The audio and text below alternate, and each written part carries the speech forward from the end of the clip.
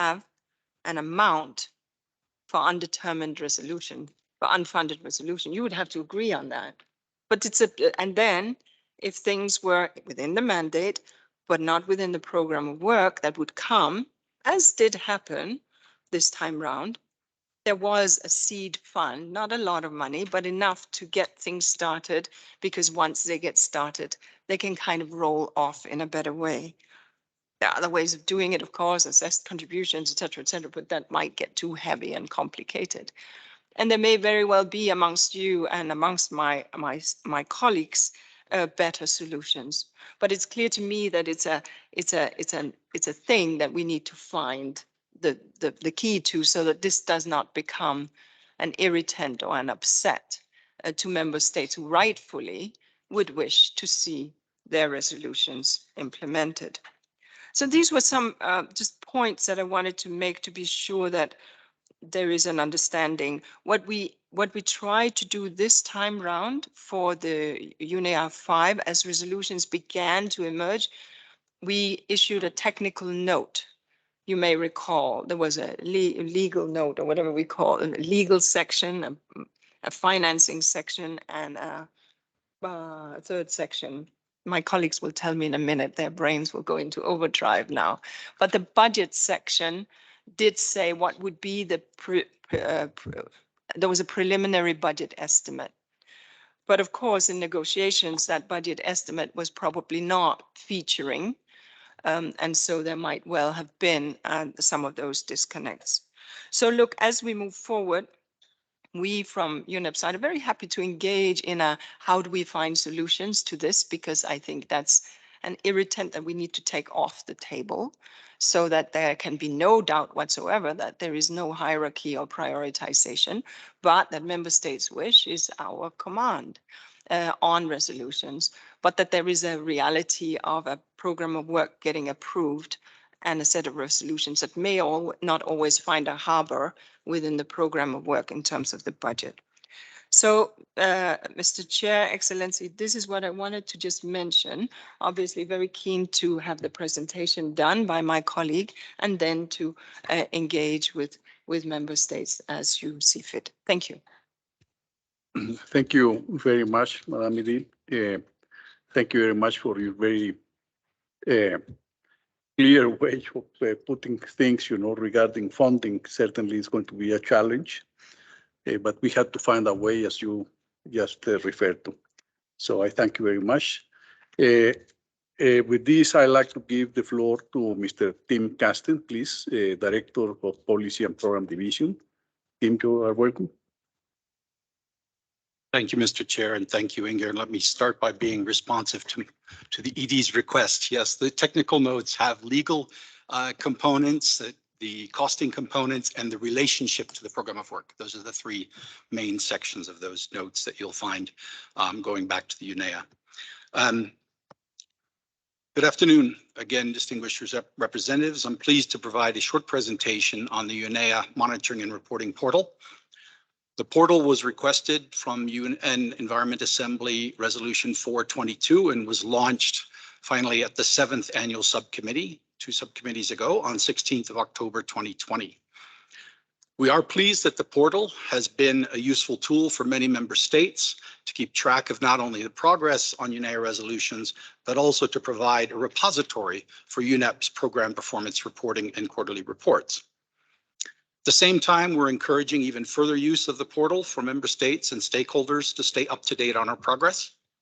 And one of our objectives today is to introduce new representatives to the portal, as well as to provide a reminder and information on updates to those that have used it in the past. Next one. Very briefly, I'm just going to talk about what the current resolutions reporting framework is, give an overview of the portal, and what are our steps going forward. Next slide. As noted, the UNEA Monitoring and Reporting Portal was developed as part of the reporting framework on resolutions agreed to at the CPR at a subcommittee meeting on February 27, 2020, and pursuant to UNEA Resolution 422 on the implementation and follow-up of UNEA resolutions. The portal, however, is just one element of the reporting framework to member states and stakeholders. The overall framework also includes dedicated reporting to the CPR upon request. In other words, some of the deep dive reporting that we do, the annual and biennial program performance reports, and finally, quarterly reports to the CPR. This in its totality make up the reporting framework. Next slide. Moving on to the portal itself, as requested by UNEA 4 and agreed by the CPR, the portal is a dedicated platform for reporting and tracking progress on the implementation of UNEA outcomes. The portal has multiple components as well as inputs. On components, first, it includes outcomes from all UNEA resolutions, or all UNEA assemblies, including decisions, resolutions, and the declarations of those meetings. It includes UNEP POW, the program of work, and budget documents, reporting on individual resolutions, as well as the POW implementation reports. In terms of the inputs into the portal, we have 6 monthly mandatory reporting by members of the Secretariat to make sure the portal stays up to date. And additionally, while many resolutions call upon action by the Secretariat, as you are aware, many resolutions call upon you, the member states, to also implement parts of resolutions as well. Therefore, to provide the full picture of resolution implementation, the portal is also open to voluntary reporting by member states. Next slide. The portal can be accessed by member states, accredited stakeholders, and the UNEP Secretariat.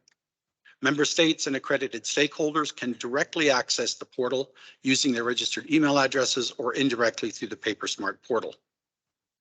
Different users have different interactions with the portal, including Secretariat updates and Secretariat administration. Member states access and reporting rights, and open access by accredited stakeholders to access and review reporting. If I can, Mr. Chair, let me pause for just a moment to screen a short video that walks through the portal's functionality and in direct response to actually some of the comments and questions that we received in this morning's session.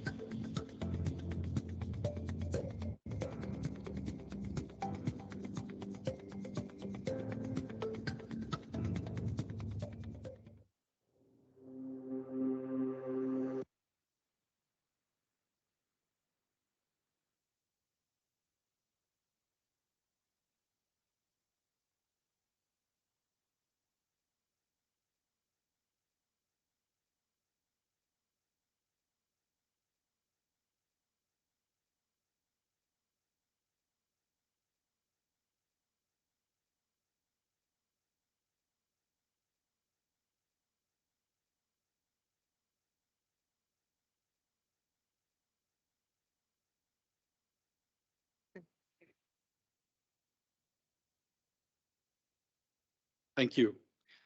As again, as was requested this morning, there was a request for some training sessions. We hope this video will provide a little bit of information, but again, we can provide more specific reviews in the CPR meetings as necessary. Let me just provide some brief information on usage of the portal as of just last week. We have 85 member states that have registered at least one user. And of those 85 member states, 61 have at least one user who has logged on to the portal since its launch. We've had a total of 119 users from the 61 member states and 45 users from 36 accredited organizations have accessed the portal. The portal's homepage, as you could see from the video, now displays two dashboards. The first is a summary of the outcome progress reports submitted by the Secretariat for each biannual reporting cycle since 2020. We've had 181 UNEA outcome reports submitted by the Secretariat since June of 2020, and in total, UNEP has published 240 UNEA outcome reports. These include reports even prior to the launch, back to December 2019 and even earlier as we were populating the portal. We also have the second dashboard, which is the portal's homepage, displaying the outcome milestone attainment status for each reporting period starting in December 2020. And we hope these milestones provide you with information to track progress in implementing the outcomes. These reports that we provide in the portal have 5 different sections. The first to provide in an introductory way, a summary of what the resolution is about, what the mandate is, and what the member states' actions may be. In the implementation, we have the implementation plan, milestones, results, the resources needed, and partners. We also have opportunities, challenges, and risks, as well as links to relevant projects, the SDGs, the multilateral environmental agreements that are relevant, and next steps on the resolution. Member states, in line with the Resolution 422, the portal provides an opportunity for member states to provide voluntary reports, as I mentioned. Member states can now designate reporting focal points to voluntarily report on their behalf. Thus far, 20 national focal points have been designated by 5 countries. Finally, member states requested UNEP to make this information on resolution outcomes available to the public as well. So UNEA resolutions and the associated outcome reports are now available on the UNEP Open Data Portal.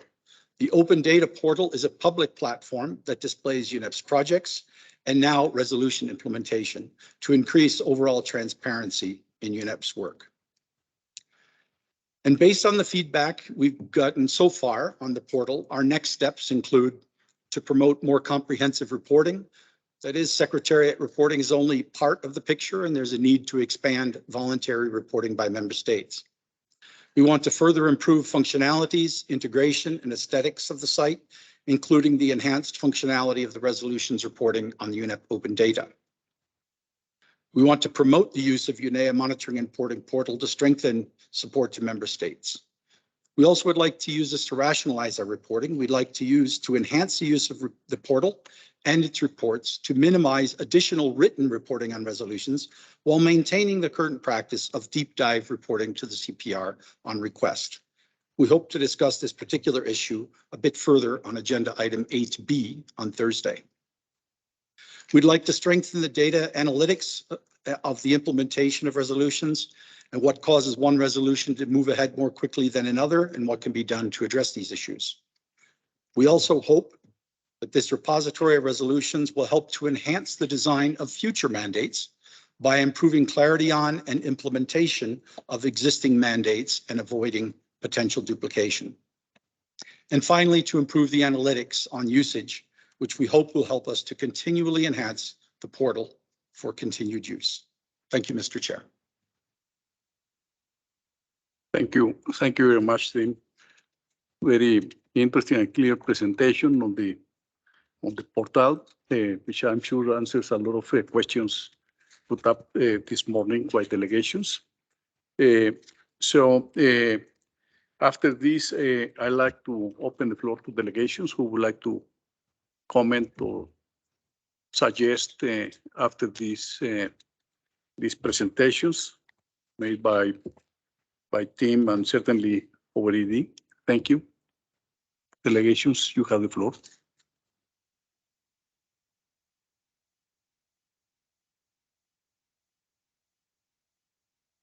The EU has the floor, please.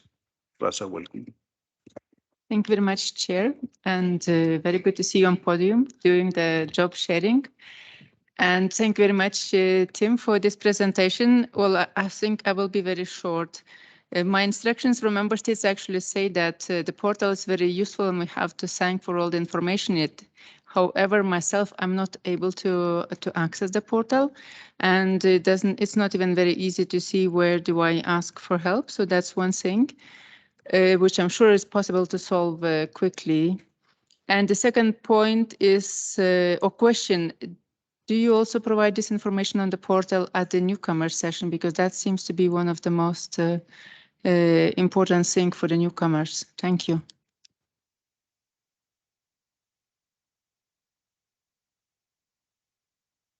Yes, it seems that Malawi had requested for the floor, but he is already here. Yes, Malawi, welcome. Thank you, Chair, for recognizing Malawi once again. My delegation would like to sincerely thank the Secretariat for the update that has been provided on the implementation of resolutions and decisions from UNEA 5. From the outset, we would like to express our appreciation to the management and staff, as well as the donors and cooperating partners, for the progress made in implementing the each resolution. We are aware that compliance with the requirements of each resolution in terms of activities timelines is at varying stages. While these differences obviously on the basis of the nature of each resolution's operative paragraphs, Malawi would like to appreciate the synopsis or general analysis to be provided by the Secretariat on the factors that are responsible for the pace at which the various resolutions are being implemented. An executive summary of factors underlying variances in delivery is very helpful, especially for a quick reading, appreciation, and feedback by member states.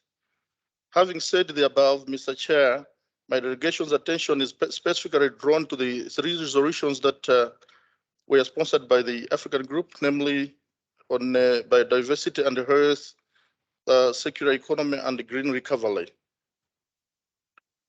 On biodiversity and health, we note that the Secretariat refers to 2 vehicles for implementation, namely UNEP's contribution to One Health Quadripartite Alliance and the Nature for Health Donor Trust Fund.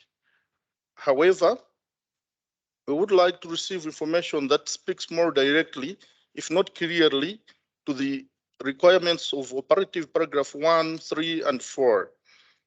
For instance, operative paragraph 1 calls for assistance to member states in taking action, while operative paragraph 3 requests for awareness raising in the basis of the best available science. How does the notion of the 2 vehicles speak to these 2 expectations?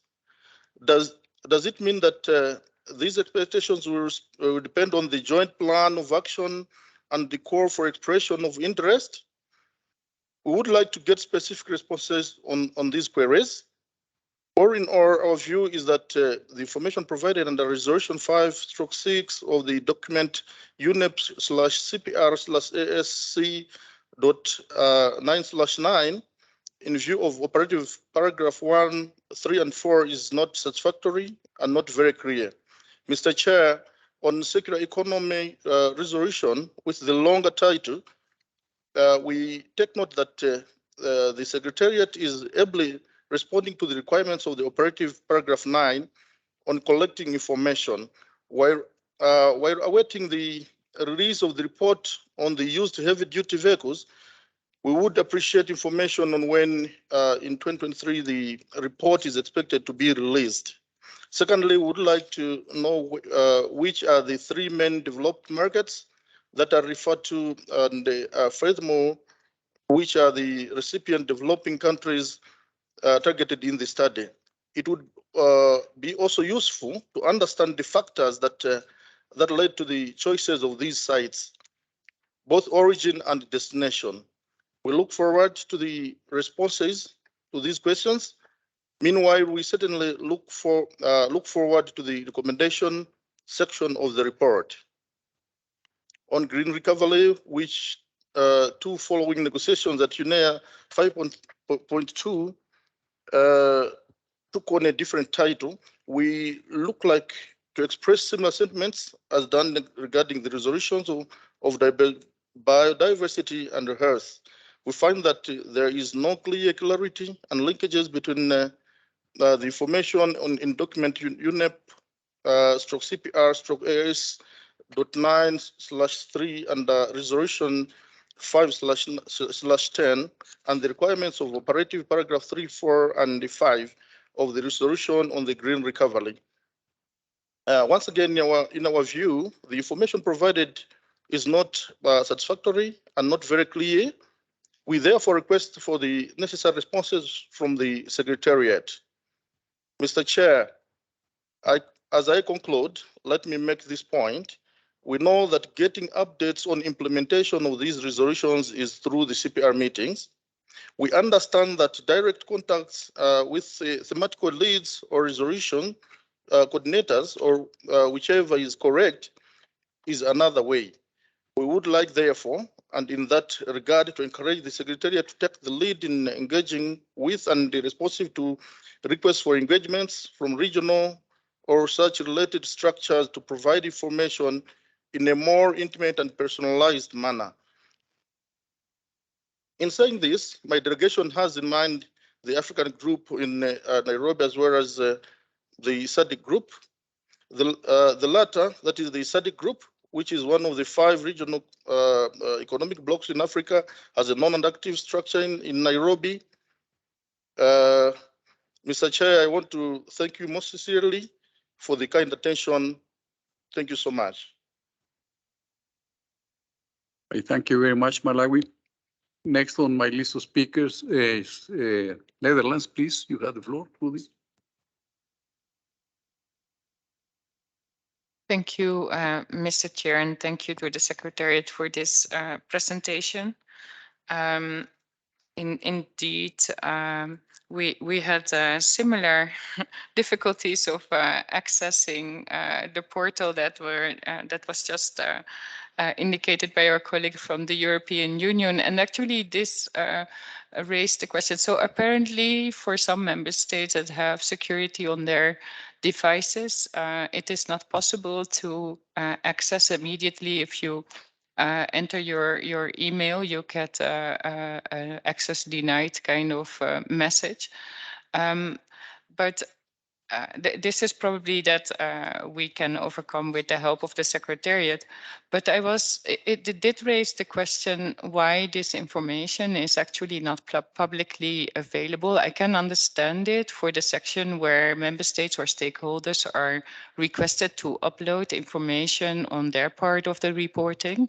But it seems to me, unless you can explain otherwise, that all the information that you provide is actually public information. So would it be possible maybe in the next iteration of the portal to have only where people are requested to upload information under some sort of login system, whereas all the other information that you can click on could be available for everyone?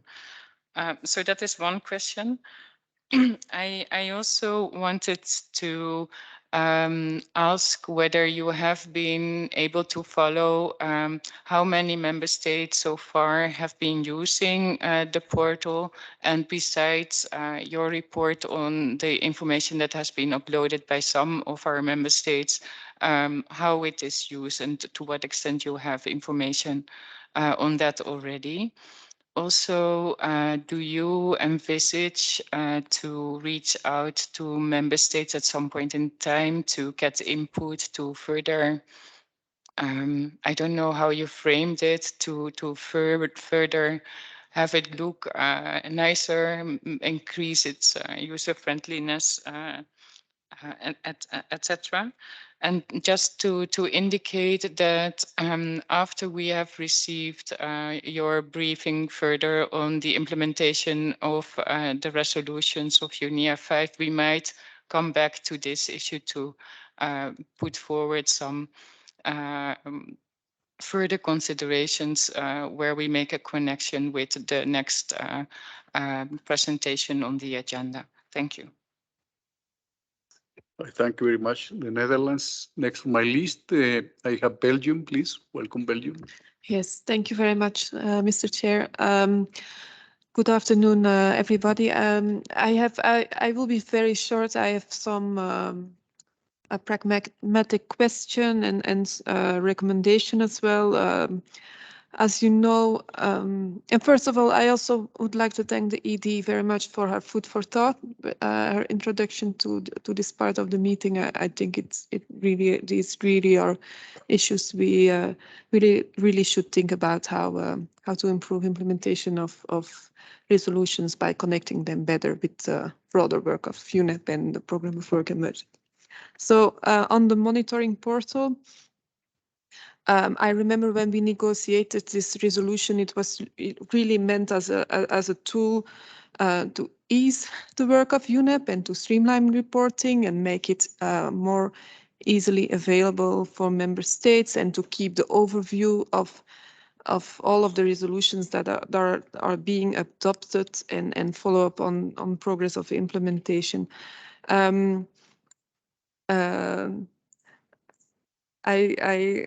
I think I can understand why it is so difficult for my colleague from the EU to access the portal, because I only can access it because I found a little trick to do it. I access it through the PaperSmart portal because there's a link there, and then I can access it. If I go directly through the link to the monitoring reporting tool, it's not possible for me either. So this is a very pragmatic observation. And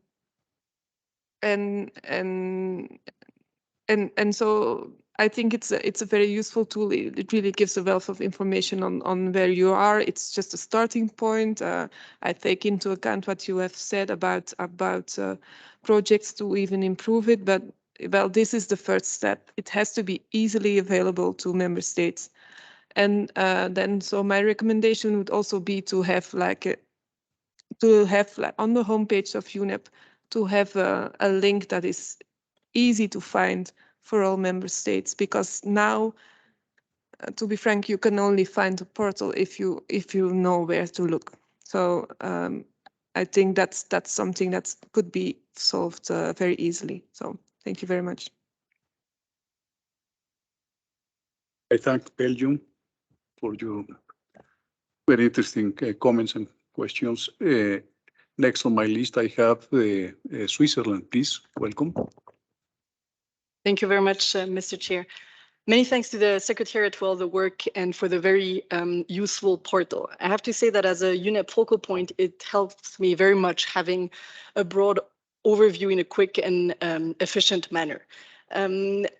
You know, I understand all the access thing. I have to say also, to be fair with the Secretariat, but also with my colleague here in the room, I also had some difficulties, but then I asked assistance from the Secretariat, and in a few minutes, I had all the information I needed to access. But maybe going forward, maybe we could just ask the Secretariat if they could once more, I know you have done it already, but send it to member states with a link and how we could do it. And I'm sure this will be done after this meeting, so we can also discuss other issues.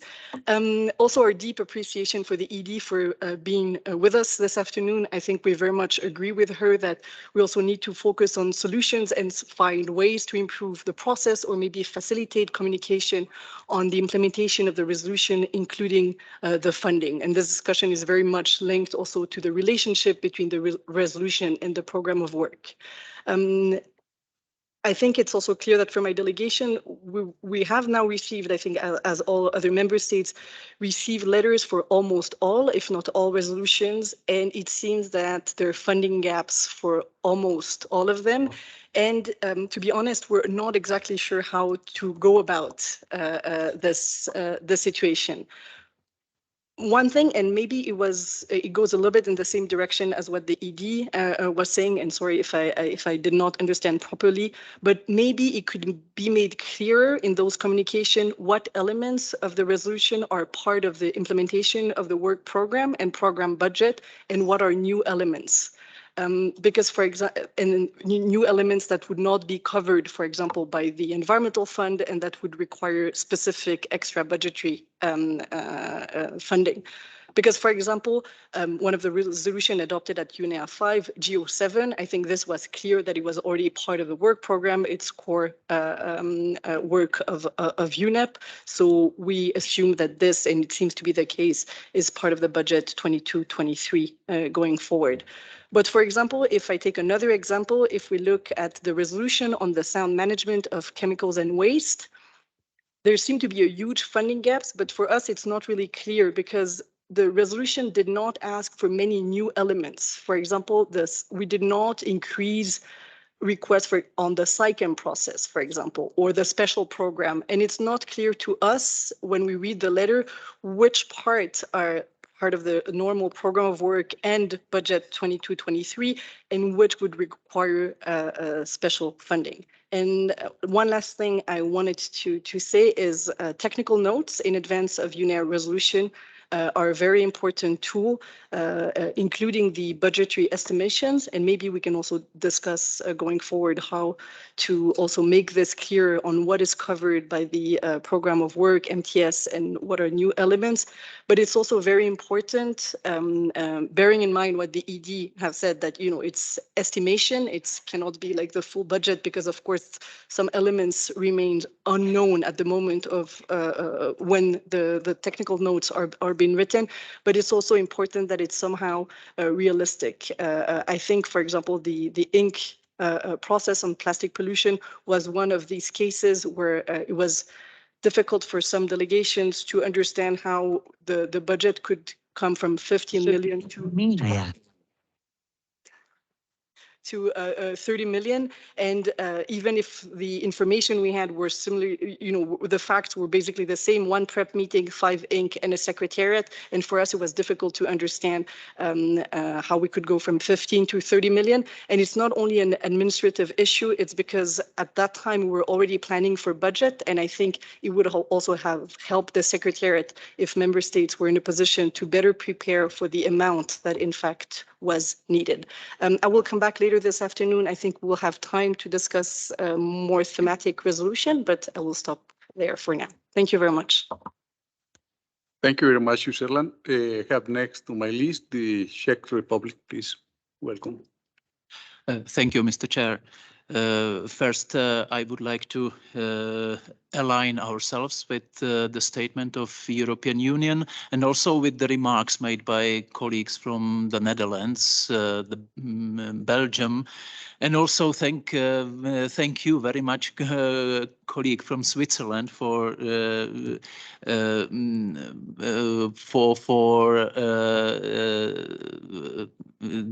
good lines how to use the portal. We will. So I can skip this part of my statement. I will just add that maybe it would be good for the Secretariat to organize some learning sessions for the portal that would be very useful to all delegations. Let me share with you some recommendations how to improve the process of reviewing the implementation of the UNEA resolutions.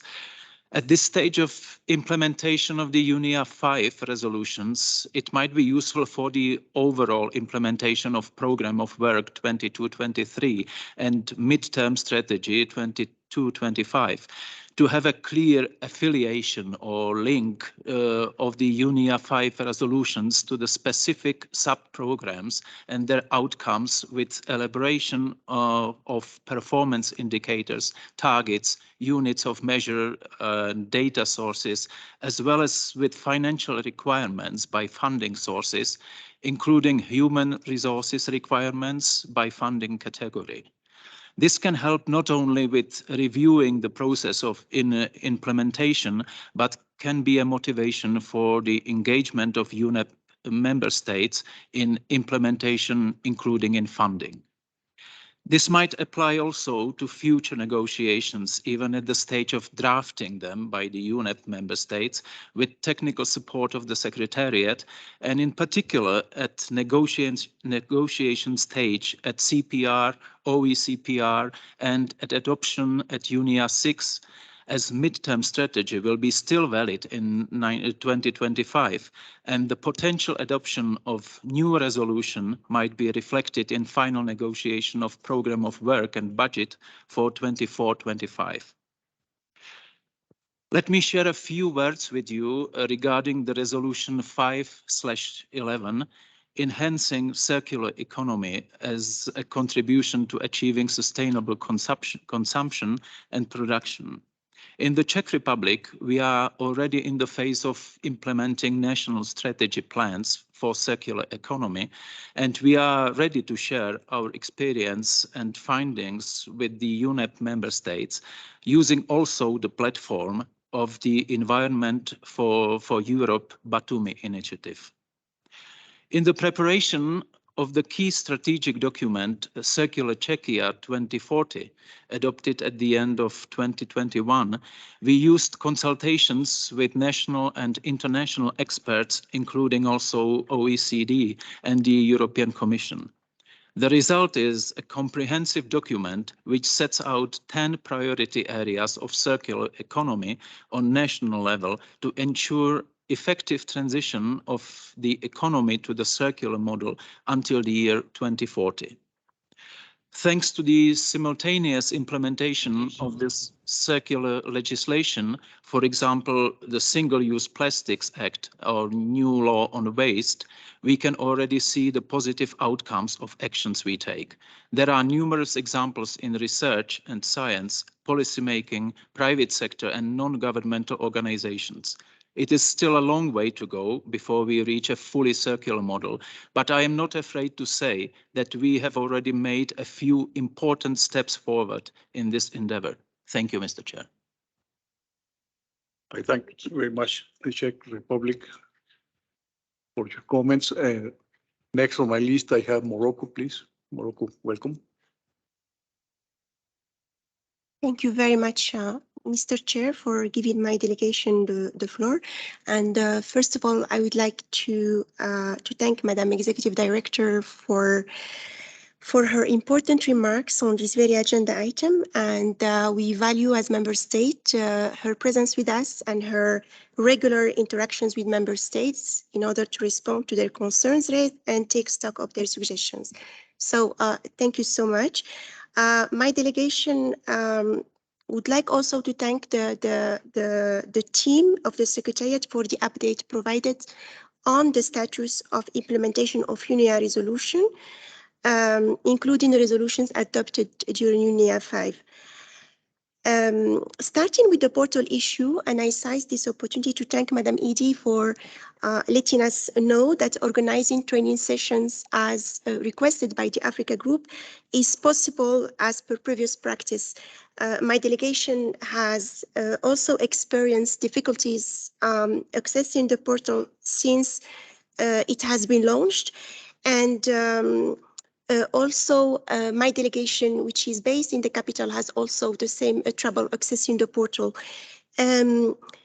Having this in mind, we know that maybe some delegates, as expressed here earlier, that they did sort out the problem by reaching out directly to the Secretariat, but it might be really difficult from delegations who are based in the capitals to do so. So my delegation would request from the Secretariat, if it is possible, to have those training sessions the soonest possible as we are heading towards UNEA 6, so as our teams from the capitals can have access to this portal and do the follow-up work on the different resolutions. And also, we know that it is going to be a useful tool for them when it comes to when they will be ready to upload their voluntary reports, etc. So if it is possible, we would like to have this done probably in the month of November, if it is possible, of course. And so I would like as well to touch upon the aspect of implementation. And we do value the explanations given by Her Excellency Madame ED on explaining about why we're having maybe some resolutions launched already. The process of implementation is launched already since they have been reflected in the MTS as well as in the program of work and budget, which make it easier. So we absolutely understand that. But on the other hand, we know that Secretariat can also do can also make efforts in reaching out to the mobilization resources. For mobilization of the resources for the implementation of those resolutions who were not projected actually in the program of work and budget. And so maybe the question to ask is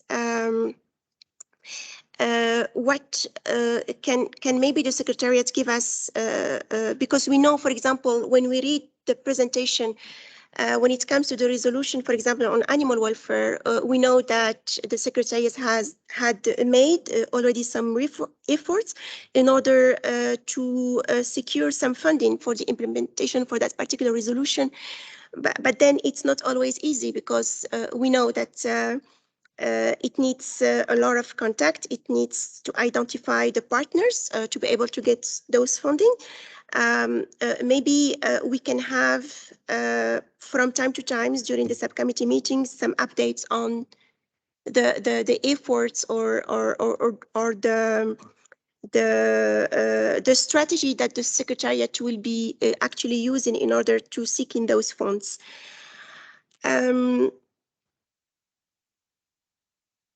And while awaiting the funds to come for the implementations of those resolutions, my delegation had supported the proposal that was made previously by the G77 plus China, as well as by the Africa Group, when it comes to the establishment of a matrix for the implementation of all UNEA resolution, and which has the advantage basically to keep those resolutions at the core of the work of the CPR and its subcommittees, and as a useful practical tool for the Secretariat, member states, and stakeholders to keep track of the developments on the process of their implementation, and in order not to forget about them.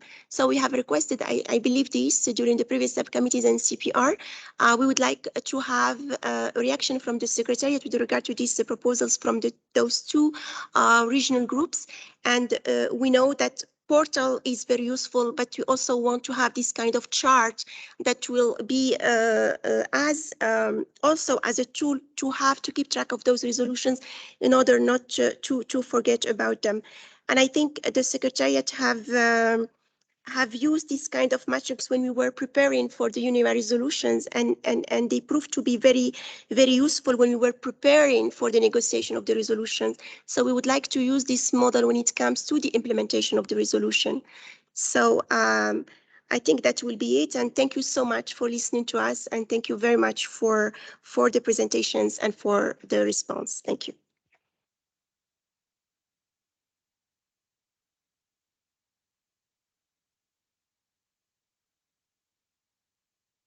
We'll make a parenthesis right now. We know that you have to leave us, so we would like to give you the floor to make some comments on what you heard. Thank you. Thank you, and apologies. I'm being pulled in many directions, but I will be back But I have to go to another thing that in 15 minutes. But this is very important for me to hear these comments. And I can see that there is one more, at least one more country. And my colleagues will brief me on the additional comments that are coming in 2 more countries as I'm looking at it now. But just to say that the reason why we pushed out the portal is, of course, because it was requested in UNEA 4, but also because it's just good housekeeping. And so the questions and the asks that you have put on access, I mean, it's heard loud and clear. So this is something that shall be fixed. I hear you on having an easy on the portal entry where you land unep.org. There has to be a link. I hear you on a help desk kind of email that should be there. I can't get access. What do I do? So even if you are sitting in a different time zone or a different country, you should be able to press that from the capital. So let us just take this on board. This is very helpful feedback and obviously something that must be fixed expeditiously. I also very much understand the imperative of rolling out and having rolling training or familiarization or whatever the right appropriate word is, and recognizing, and I say this to my colleagues, that's a job that will never be done because new people will constantly come. And so that should be part and parcel of how we do it. So thank you for that feedback. It's superbly helpful. The portal, when you do finally find the magic key to get in, is actually really rather good. But obviously, if you're standing outside and banging on that door, that is only a cause for frustration. On the various issues that have been raised beyond access, which is clearly, I think there's some very helpful points from Morocco on the, updates, more regularized updates on funding. Again, in a comprehensive rather than a sliced and diced form would be helpful. But the reality is that some, while falling inside UNEP mandate, fall outside the program of work. And you, member states, have approved the budget for the program of work. And that ties my hands vis-a-vis my auditors that are appointed by member states. So there is a reality here that I put before you for subsequent, we can solve this. This is not impossible. As I said, we can put in the next program of work and budget an unallocated for unfunded resolution amount so that that will be there. So I think there are solutions to this, but the reality is that the member states and the secretariat have never quite brought in sync resolutions, budget, and MTS. And that's something that we need to fix. There were a number of points that were raised by the distinguished delegate from Malawi. Most of those will be responded to by my colleague.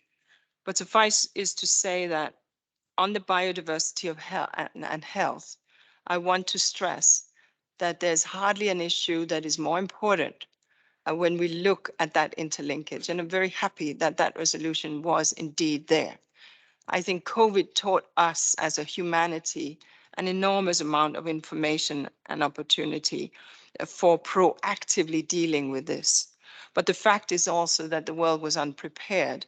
And so the questions on assistance to member state, on awareness raising, I want to be very honest that we are all building skills in this space, from the WHO to FAO to member states to IOE or the World Animal Health Organization, and indeed ourselves, because the world was caught unprepared. But for us, the fact that we are now working very closely with our friends at WHO and FAO and World Animal Health Organization is a very important and critical first step. But there is still a long way to journey, and we are journeying that with our friends in the other organizations as well. But Mr. Castens will respond in greater detail. Similarly, on the circular economy, there were some specific questions on when the report will come out that will also be responded to. But I think it's just about being finalized. And I will say here that the moves that the African continent has made on the issue of of secondhand vehicles, for example, are significant. And one that we've seen ECOWAS already having and instituting Euro 4 import bar. We've seen that in a few other regional organizations, and we hope that others will follow through on the rest of the continent, because the Euro 4 standard should be the minimum for importing used vehicles, both for road safety, but also, of course, for emissions dimensions.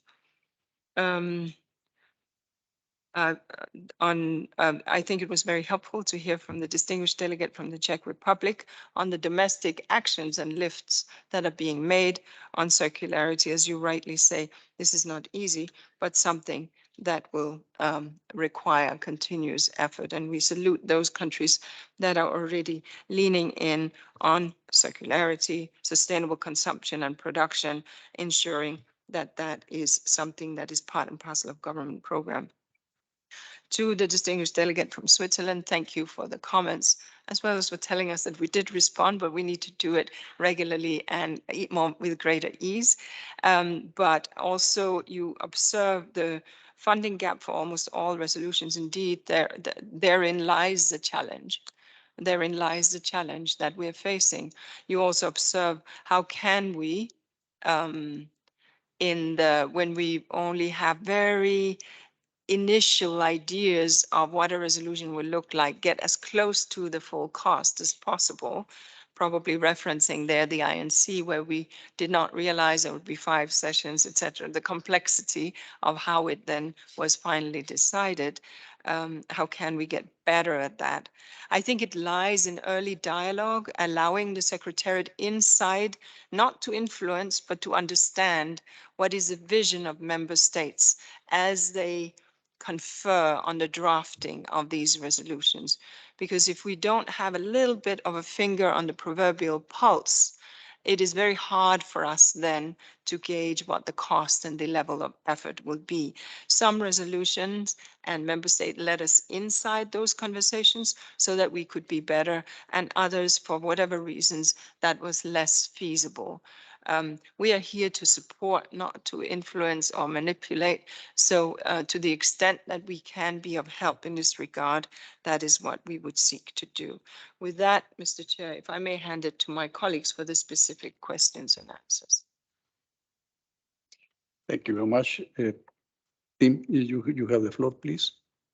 And thank you very much for your remarks, your answers, Madam Midi. Please, Tim. Thank you. Thank you, Mr. Chair, and thank you all for the very good questions. I'll try not to repeat what the executive director has said, except to say that I appreciate very much getting all this information about accessibility to the portal, because my colleagues that work in the IT section are also in the room and listening very closely to the questions that are being raised and the problems of accessibility, and we will work on that immediately. On whether or not we provided this to the newcomers orientation session, we mentioned it, but we didn't provide a training session. But it's obvious that the training session is needed beyond newcomers, also importantly on access. So we will work immediately with the Governance Affairs Secretariat to ensure that we can provide dedicated training sessions to the upcoming CPR meeting.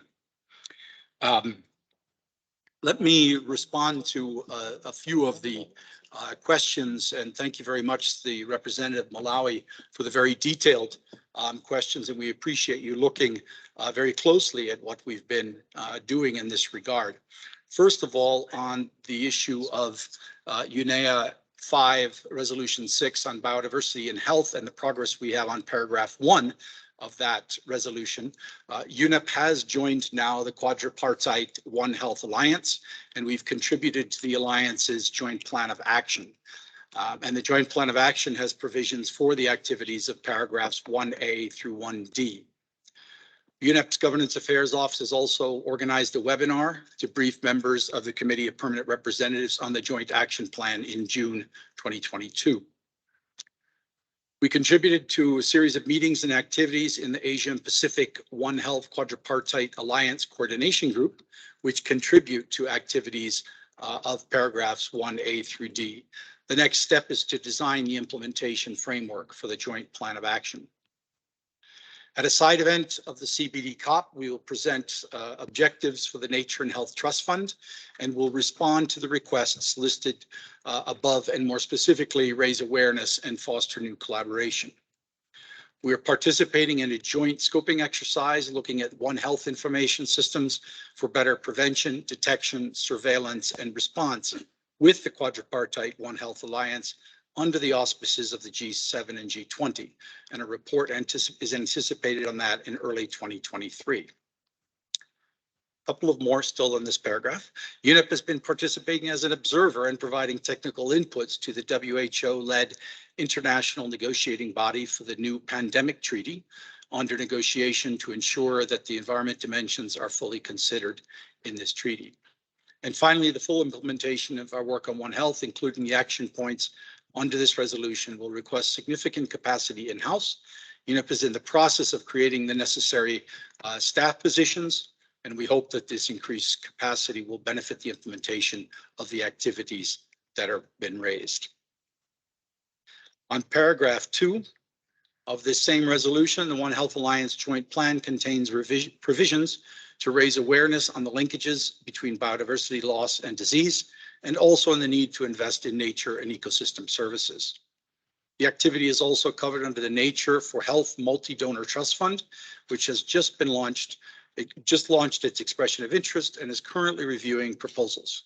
As mentioned earlier, we are hosting side events to raise awareness on this at the CPD COP.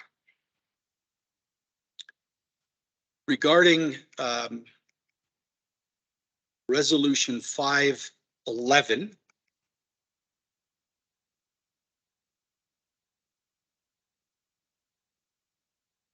which is on enhancing the circular economy.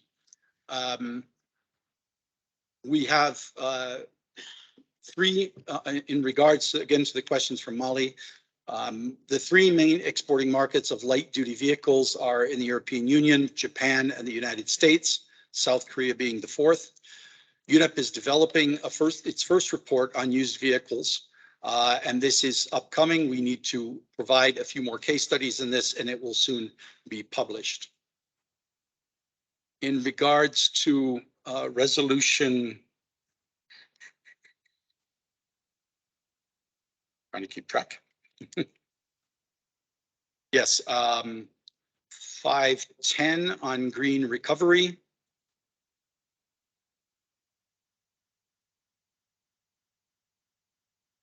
We come back to that one.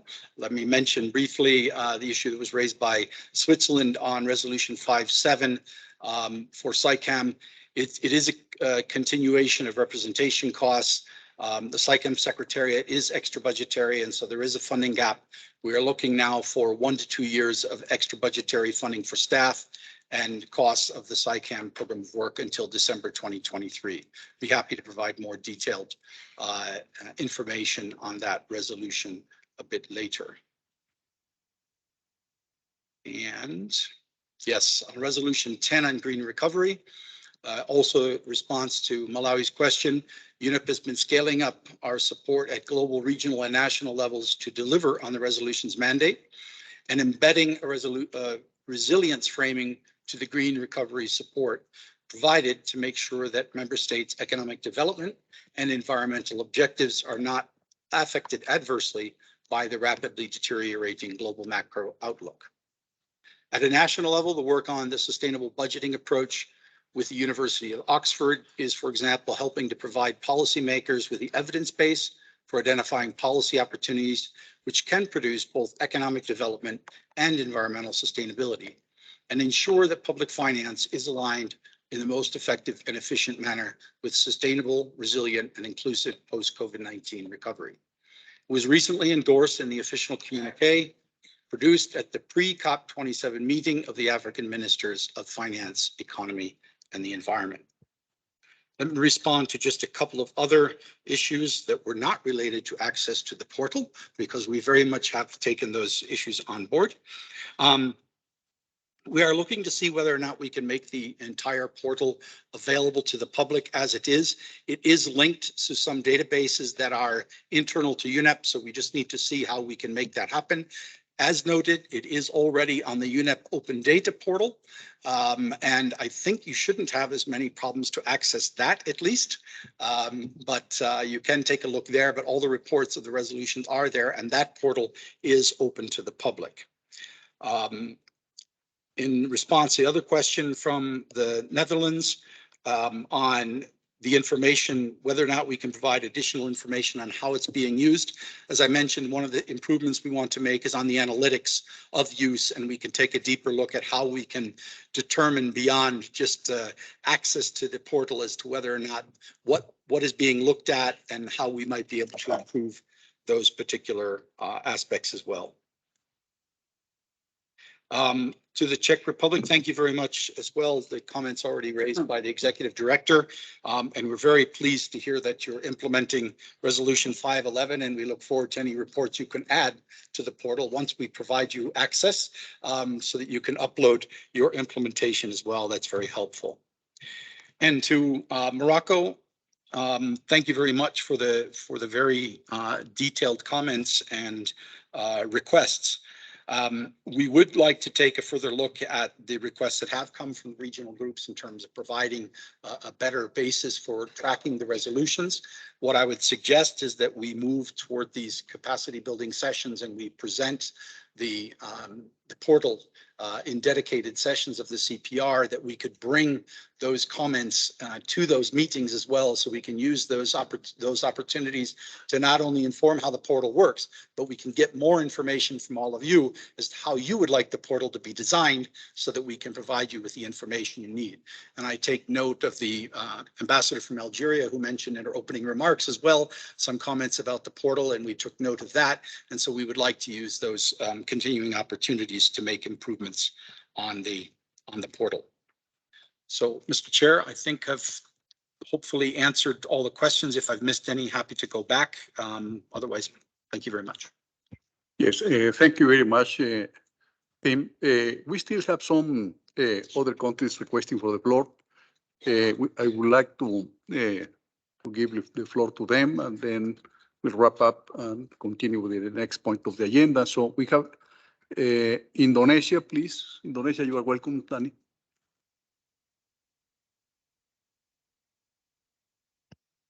Thank you very much, Mr. Chair, for giving the floor to our delegation. And I would also like to thank Madam Edie through Madam Sonia and Mr. Kasten for her very important remark. It is heartening to hear her assurance that there is no hierarchy among resolutions. There are no prioritization among resolutions. We really appreciate the remarks by Madam Edie, and we would kindly request that assurance from Madam Edie can also be translated into all forms of communication and engagement with member states. I think because that is something that we really feel that is very important from our side. Just to mention about communication, I have with me the document UNEP, Your Partner for People and Planet, and I believe this is the document that was also distributed during the latest induction program. And if you look into the document, page 25, when it highlights the year 2022, the UNEA 5.2, it mentions about the fifth resumed session of UNEA adopted 14 resolutions, among other, only mentioning several resolutions without even mentioning the titles of the other resolutions.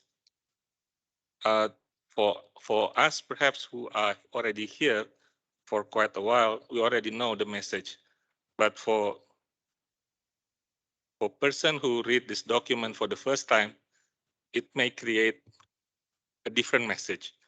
So this is something that we really want the Secretariat to take into consideration and take serious,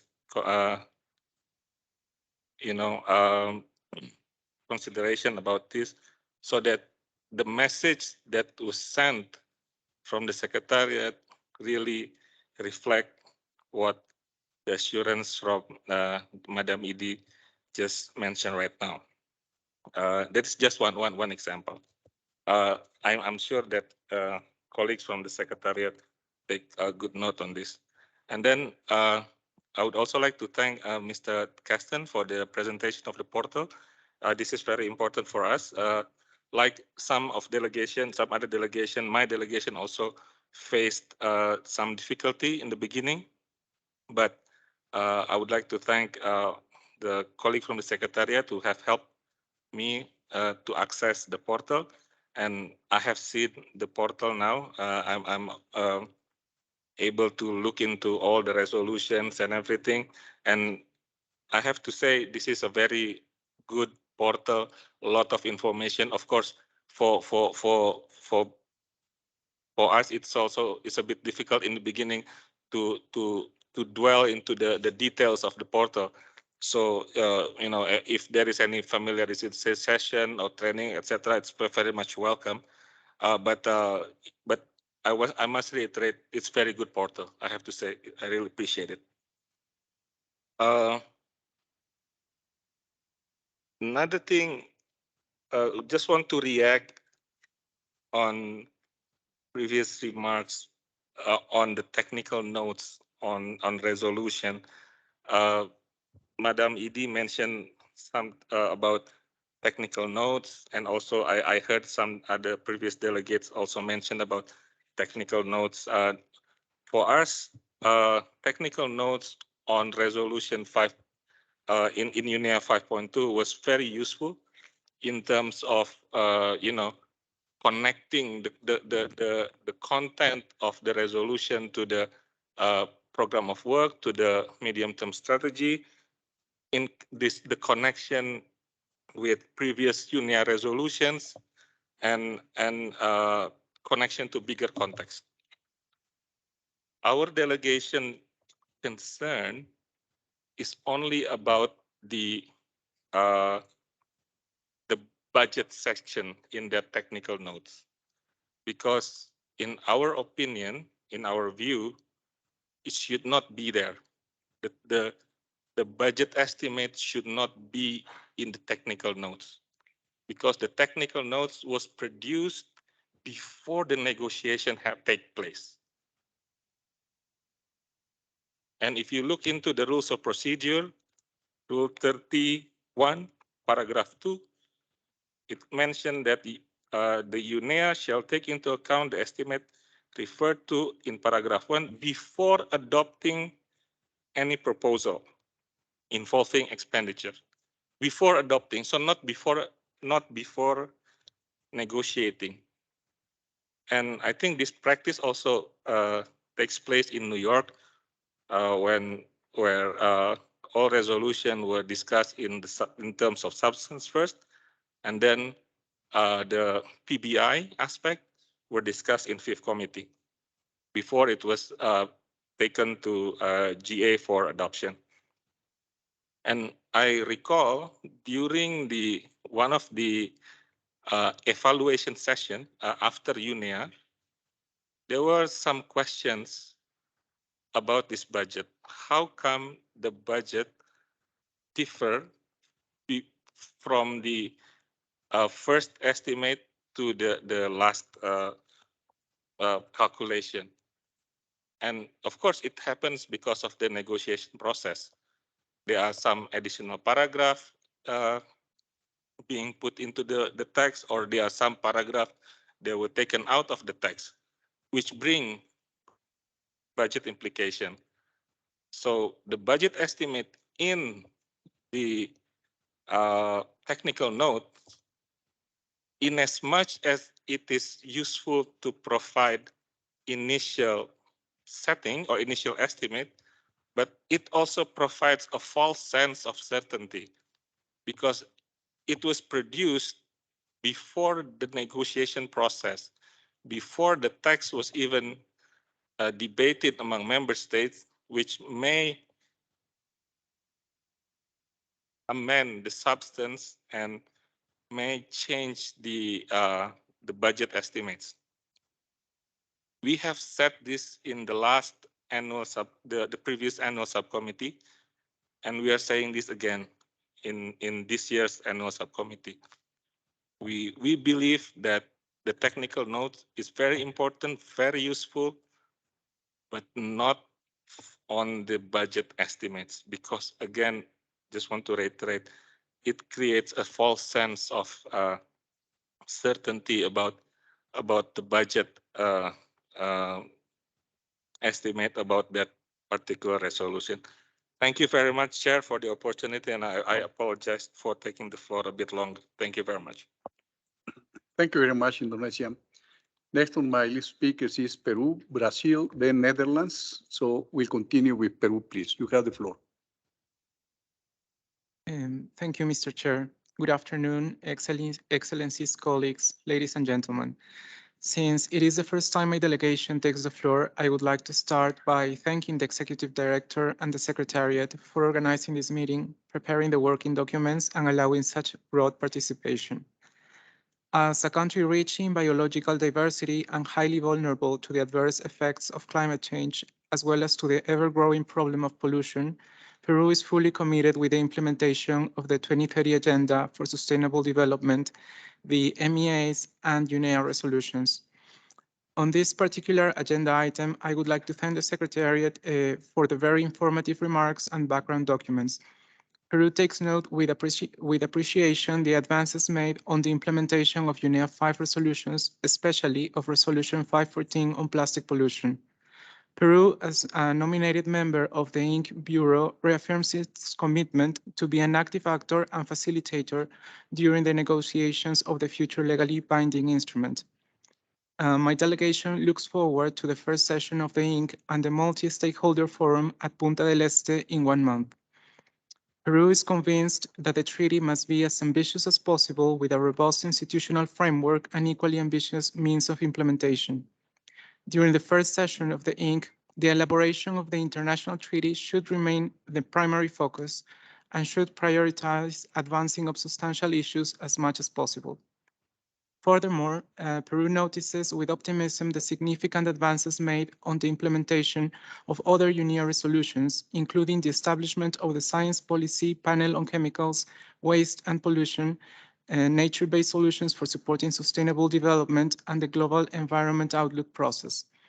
To conclude, I would like to point out that the planned training sessions and dissemination work of the use of the UNEA monitoring and reporting portal will be incredibly useful for delegations and for experts from capitals. Thank you, Mr. Chair.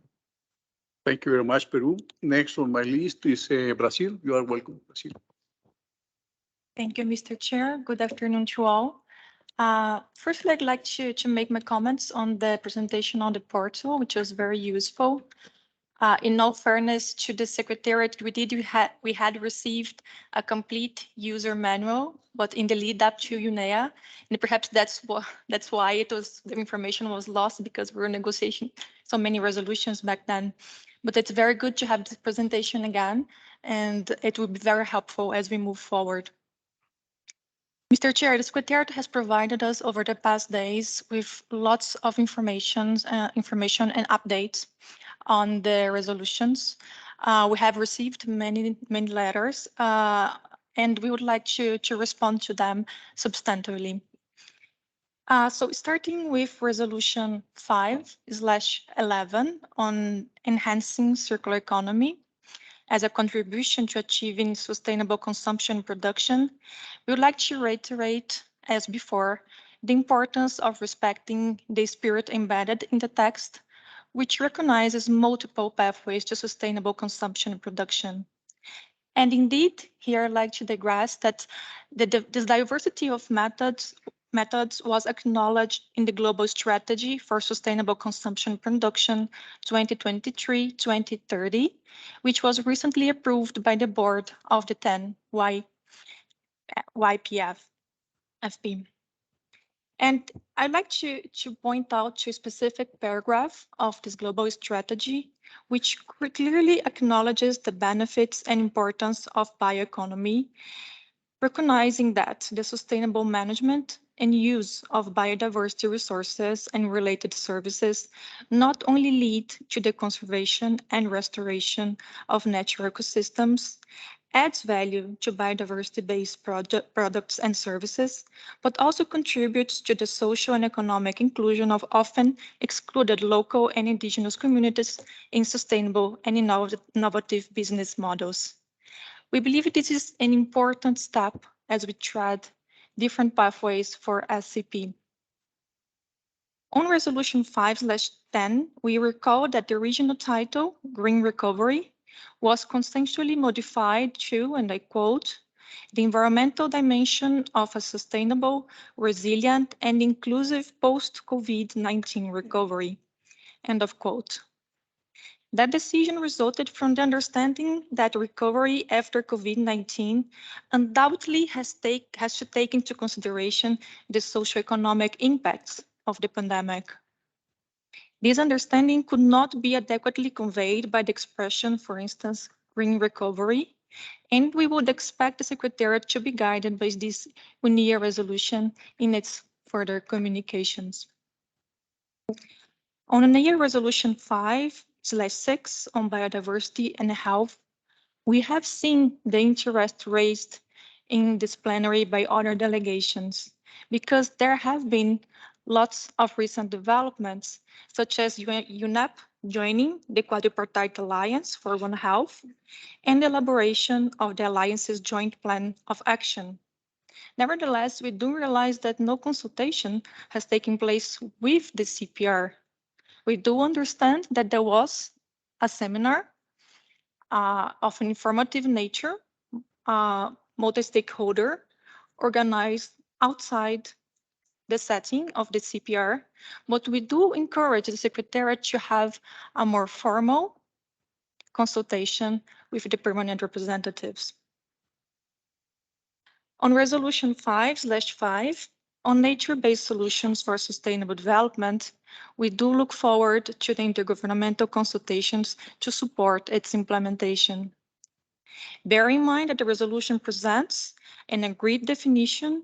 We deem it of utmost importance to align any preceding criteria, standards, or guidelines with the concept reached by consensus for adequate implementation. Furthermore, considering UNEP's widespread use of this concept under the efforts of climate change, we deem it useful to recall the resolution's guidance that NBS do not replace the need for rapid, deep, and sustained reductions in greenhouse gas emissions.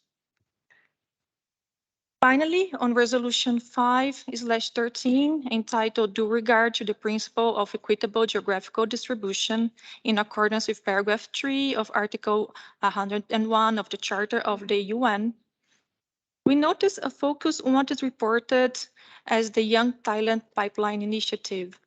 While we do applaud this initiative, we deem it also important to understand which efforts have been undertaken by the Secretariat regarding more senior positions. For instance, are there any vacancies on the coming years of 2022, 2023? And is the Secretariat planning to make replacements in light of the principle of equitable geographical distribution? And with that, I conclude, and thank you, Mr. Chair. Thank you very much to Brazil for your comments. I have the Netherlands now, please. Well, Apologies, Mr. Chair. I assumed we would have another presentation, but I guess that the answers that were provided to our colleague from Malawi captured most of that presentation. So that is why I indicated that we would come back, but we also have a gentleman's agreement that we would not go before our colleague from the EU, noting that she also has requested for the floor.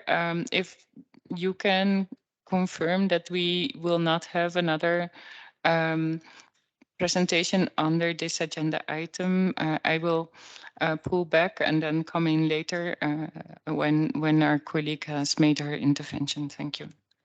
Yes, thank you. Certainly you can come back later on. Now, next on my list, I have Norway, please. Thank you, Mr. Chair, for giving me the floor. I would also like to thank the ED. Unfortunately, she left before I could thank her directly, but we appreciated very much her remarks. We thought they were very pertinent. In particular, her remarks about how some resolutions carry, I think what the expression she used was that some resolutions have a heavier footprint, but that should not be interpreted as any indication of hierarchy between different resolutions. Let me also thank the Secretariat for providing us with detailed updates on the implementation of UNEA outcomes, both in writing and in briefings. And we would also like to take this opportunity to thank the ED and the Secretariat for their efforts in advancing all outcomes from UNEA 5 as well as from previous assemblies.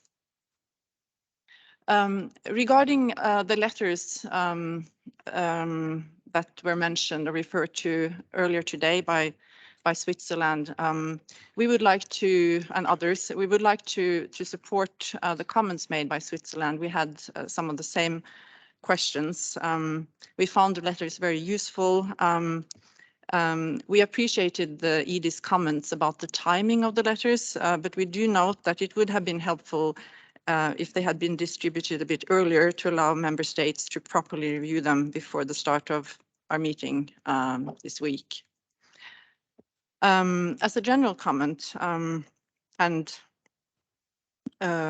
also with regard to what other ties up with what other delegations have said, let us recall that there are many factors that lead to some resolutions gaining more ground than others, and acquiring resources are still recognized by all as highly relevant, as we have heard today. And that is why we urge more funding and more flexible funding to UNEP from more donors. We look forward to the opportunity to discuss financial issues more in detail tomorrow under the agenda item 7. We very much welcome progress that has been made towards the establishment of a science policy panel, which seems to be on track.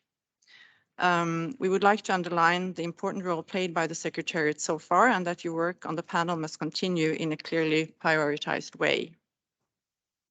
The adoption of Resolution 5/5 on nature-based solutions was an important achievement that we believe will strengthen the focus on an important area of work. It is now of broad interest to be informed about how UNEP is working to ensure effective follow-up, not least at COP27 and COP15. We should all make sure our negotiators place an emphasis on the UNEA nature-based solution agreement at these important meetings.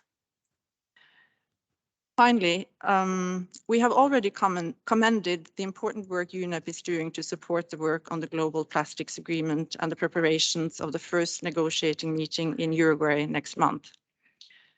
Norway is committed to securing a successful outcome and would once again like to encourage other member states to join the high ambition coalition, which we co-lead with Rwanda. Thank you, Mr. Chair. Thank you very much, Norway. Next on my list is the EU, please. Thank you very much, Chair. And somehow we felt there was a little bit of confusion, so apologies for that. We somewhat really expected another presentation on implementation of resolutions, as this was the title of the agenda item, and we felt it was not sufficient only to have presentation on the portal, because in the end we are in the main meeting of the year for the oversight. But let me continue with the general comments, which I would like to make on behalf of the European Union and its member states. So first, we do echo all other colleagues who say that all the resolutions have to be treated equally, but at the same time, we also agree with those who say that resolutions are very different in nature and they require different timelines and resources for implementation. And this also probably means that they can't be all implemented at the same time. We also welcome the most recent information provided to us by the letters of Executive Director And of course, we also appreciate the previous briefings on the implementation of some of the resolutions, like on plastics, on geo, on nitrogen, which we heard before. This did allow member states to share initial views on the progress achieved on individual resolutions. We also hear very loudly the concern on lack of funding and implementation of all 14 resolutions, and we would like to continue encouraging all member states to contribute to their implementation depending on their capacities and priorities. But we also very much support the questions from Switzerland on which ask how UNEP arrives to these quite big funding gaps, and any additional information on how these estimates were done would be most appreciated.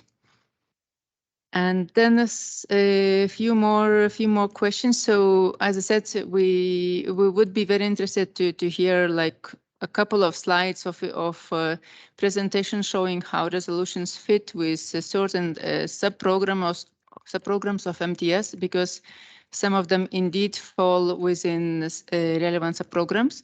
But maybe this is a lesson for us, all of us, for the future. And this is why we provide some recommendations, which we hope will be taken into account for the future negotiations and also presentation of progress of implementation.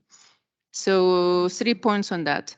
First, for the next time, would be good to have a very clear state of play on all existing resolutions. If they replace any obsolete resolutions which have been implemented before, or are these completely new ones. Would also like to see preliminary implementation plans for new resolutions. These plans should indicate how new resolutions would link with the program of work, and they also should be accompanied by resource mobilization plan, including which financial and human resources are expected and which are already available. And of course, these preliminary plans, or maybe even the technical notes that Secretariat usually prepares, they could also reflect what are expected partners for implementation of those resolutions. We believe this information would allow member states to assess during the negotiations on resolutions the potential for them to get involved in implementation. And this also would help Secretariat to better plan the budget and implementation, also relying on the Environment Fund and the GEF and all the voluntary earmarked and non-earmarked contributions. We also trust that this could lead to real adoption of most relevant and impactful resolutions, and perhaps even help us to manage the amount of resolutions that we see tabled for each assembly. And just to conclude with very general remarks, we believe that implementation of all these 14 resolutions that we have in front of us will really help us and bring inspirational impetus into the UN Water Conference in 2023. The SDG Summit also planned for next year, and also for future COPs and for SDG implementation. So also we look forward to see what synergies and how they are developed with these processes. And once again, finally, we recall the importance of applying integrated approach when implementing these resolutions to ensure effective use of financial and human resources. It's important to avoid duplications when implementing subprograms and projects under those subprograms, and seek more coordination and complementarity between projects implemented at regional and country levels. I thank you, Chair. Yes, thank you very much, you. I'd like to say that before giving the floor to the next speaker, I wanted to indicate that the updates to resolutions and decisions has been provided in the context of the portal reflecting information as of June 2022, and supplementary information on UNEA 5 resolutions and decisions since June 2022 has been made available in the background document under this item. So with this, I'd like to give the floor to Cuba, please. Cuba, you have the floor. Thank you, Mr. Chair, for giving me the floor. The Cuban delegation wishes to draw attention to the adoption of decisions that require financial support for their implementation. Most of that funding depends on voluntary contributions. So we think that while these decisions respond to real problems, and we agree, Membership should be more aware of the need to set priorities and on this basis adopt decisions. On the other hand, we would like to stress that in our point of view, it has been very useful and good that the 10-year framework strategy for sustainable production and consumption until 2030 has been approved. Cuba attaches great importance to this issue, which is the main cause of the problems that world faces today and of the triple crisis that the planet is experiencing, which have their origin in unsustainable consumption and production patterns. If we manage to make progress on these issues, the other problems that we face today will be solved gradually. So let us concentrate efforts and also resources, of course, in this direction. Thank you, Mr. Chair. Thank you very much, Cuba. Next on my list speakers, I have the Russian Federation. Please, you have the floor, Russia. Thank you, Chair. There were a lot of constructive comments among member states today. I would also like to make some general remarks. I'll try to be brief. The ED said that there's no hierarchy in the implementation of resolutions. We take note of that. At the same time, the Russian Federation would like to highlight the fact that the implementation of the UNEA 6 resolutions seems to be, UNEA resolution seems to be very unbalanced, and seems that the main efforts of the Secretariat are concentrated on certain decisions, leaving others behind. We hope that the Secretariat will not simply turn a blind eye to documents that are of primary importance to developing states. We also do not see any practical progress on the implementation of the UNEA resolution on equitable geographical representation in the Secretariat of UNEP. This is why we call upon the Secretariat to take necessary actions in order to try to balance the implementations of UNEA resolutions, giving equal attention to each and every document. And a few words concerning the portal. First of all, thank you for the presentation.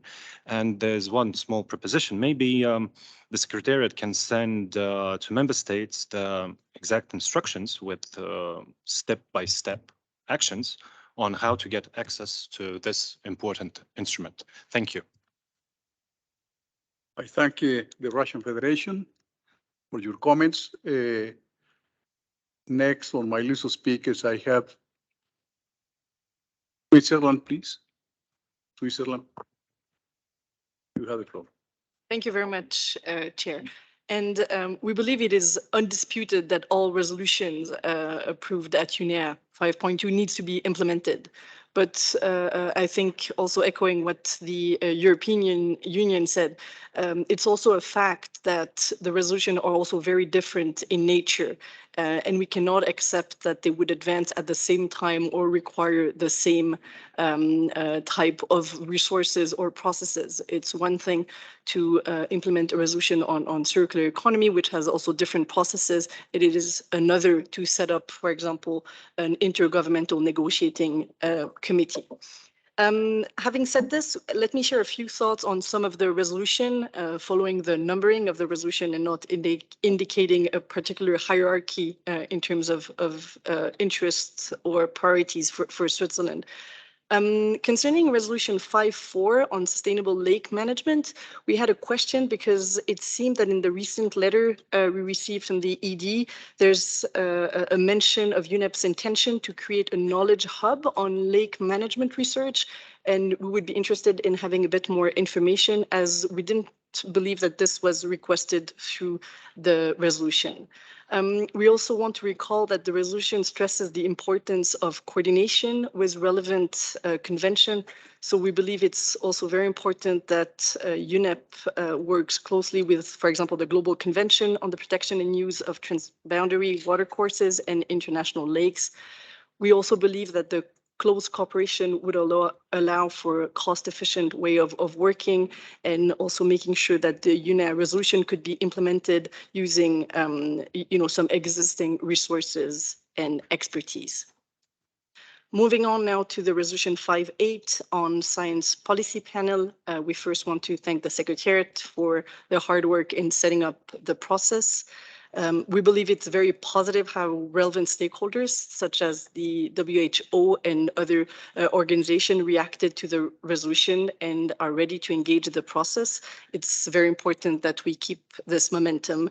And it's also a unique opportunity to link the two clusters from environmental and health. We were very happy that the process has been launched at the open-ended working group 1.1. But we very much regret the unprecedented case that the election of the chair was blocked due to political reason, while it was clear that the qualification of the candidates were undisputed. So we very much count on the support of UNEP to ensure that the elections of the chair and the remaining bureau members can be achieved promptly at the OEWG 1.2 in Bangkok. On resolution 5.11 on circular economy, I think it's also clear that the way we extract, process, consume, and dispose resources are at the root of the triple planetary crisis. We very much expect this resolution to support action towards a more sustainable management of resources, and we also very much look forward to the next global resource outlook that will be launched at the next UNEA in 2024. We also want to point out to the important work of GACERE, which is also which will also be important in the implementation of this resolution. And finally, but not less importantly, we very much welcome the decision of the board of the 10YFP to approve the global strategy, and we really hope that this will push for a better mainstreaming also throughout the UN system to make sure that we move towards more sustainable consumption and production. And we believe that the strategy is fully in line with the resolution and will also support its implementation. Now moving to resolution 5.12 on minerals and metals management. Switzerland wants to express its appreciation also to the Secretariat. We welcome the implementation plans for this resolution. And we think that this resolution going forward and its implementation will also contribute to the energy transition and more globally to achieving the SDGs. We are of the view that the ideal format for regional meetings that are foreseen would be in person, as it would also foster more dynamic and informal exchanges. In that regard, we hope that there will be further expression of interest to host such regional meetings. For Switzerland, and we're very pleased that UNEP plans to organize the global intergovernmental meetings on minerals in Geneva, and we stand ready to support UNEP in this endeavor. On this resolution, we also want to mention that in response to the letter by the ED, Switzerland has expressed its interest to co-chair the regional consultation, and the communication will follow shortly. We also will appoint a focal point for this process, and we would very much encourage delegation to also nominate focal points for this process, as this would also enhance communication and facilitate the implementation of the process. We're very much looking forward to engaging with all member states towards an ambitious outcome. And finally, but not less importantly, on resolution 5.14 on ending plastic pollution, just a word to express our appreciation first to the ecosystem division and to Susan and Leticia for the outstanding work before UNEA and also for preparing the OEWG in Dakar. And also now our thanks and congratulations to Jyoti for heading the INC Secretariat and for the important work ahead. We believe that going forward in this process, it would be very important to use synergies and enhance cooperation with all relevant actors such as WTO, WHO, ILO, and MEA Secretariat. And we recall once more the importance of not working in silo. We also want to congratulate and thanks Uruguay for hosting the first negotiation round in Uruguay, and we're very happy that Switzerland was able to support them.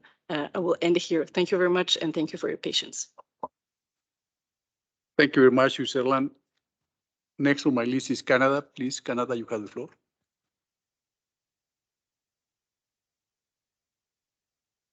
Thank you, Mr. Chair.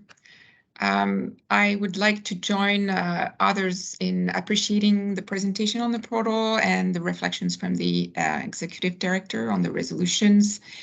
For the portal, it is indeed very useful as a tool to have a one-window approach. And further to comments on the treatment of UNEA resolutions, of course, we support equal treatment with the consideration that implementation depends very much on availability of resources, as many have said, and which has obviously impacts on the operationalization. I'd like to pick up on the comments by Switzerland, Czechia, and the EU. And speaking of budget, it would indeed be quite useful to have a little bit more disaggregated information on how much of the resolutions implementation will be addressed from the program of work that is ongoing and how much more budget is necessary. And that would go a long way to help member states better understand and also manage expectations. We'd like to thank for the document outlining updates on all the UNEA 5 resolutions, and we too acknowledged letters sent by the ED to ministers. Allow me to make a few points on some of the resolutions. On the NBS, nature-based solution, we are committed to continue working with all partners to engage productively in these discussions that were launched actually not too long ago.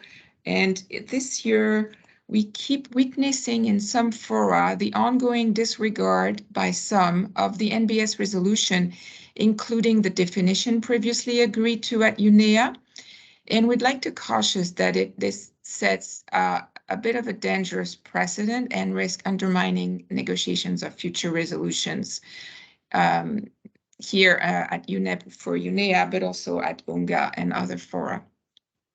We very much look forward to sharing knowledge and experiences in supporting nature-based solutions and learning from fellow member states and partners. And we note, importantly, the critical knowledge and contributions of Indigenous peoples in this regard.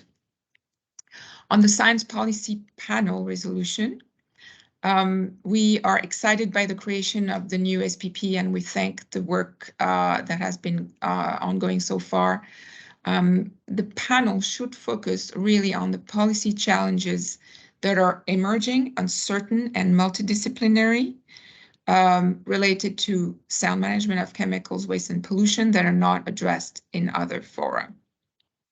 And it is very important to have meaningful engagement and interdisciplinary engagement which represent a diversity of expertise and, again, the participation of Indigenous peoples.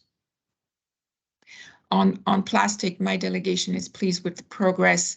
Look forward to the INC1, and we stand ready to work with others to develop an ambitious legally binding agreement on plastics. And I will be brief. Two more things. On the GEO resolution, we very much thank the hosting of those two recent productive meetings on the procedures and the scope. We would like to caution against an expanding scope of GEO7, given the finite resources and time constraints. And we're pleased to have a Canadian expert on the intergovernmental and multi-stakeholder advisory group. And lastly, responding to the calls for focal points, we're happy to have identified one for the minerals and metals resolution. Looking forward to engage on that, and we'll soon finalize our identification of a focal point for the nitrogen. Thank you, Mr. Chair. Thank you very much, Canada, for your comments. Next on my list is the UK, please. You have the floor. Thank you, Chair. We would like to start by joining others in thanking the Secretariat for their presentation and for their ongoing work on implementing the outcomes of UNEA, and also for the remarks made by the Executive Director at the start of the session, which felt like very helpful context setting for us all, and as others have signalled, gives us helpful food for thought too. I'll make some specific comments on some of the resolutions. So first, in relation to implementation of the resolution on the Science Policy Panel, we're grateful to the Secretariat for their organisation of the OEWG 1.1, and we're looking forward to the meeting in Bangkok next year. We think it's important to continue to seek to complete our work by the end of 2024, and we'd ask that member states be as flexible and as agile as possible in their approaches to the work to help us keep to that timetable. We thank those member states who have already made contributions to the budget for this process and encourage those who are looking to do so to make contributions as soon as possible, which will be crucial to enable us to maintain the positive momentum that we've created in this process and ensure its eventual success. In relation to the resolution on ending plastic pollution, we're grateful to the Secretariat and to Uruguay for their swift work in preparing for the first INC meeting due to take place at the end of November. We do have some concerns that a Bureau chair has not yet been agreed, and we hope that those countries that have put forward nominations can come to an agreement soon. In relation to the implementation of the resolution on nature-based solutions, we believe this is a critically important outcome from UNEA 5.2, and we look forward to engaging in the intergovernmental consultations that the resolution calls for.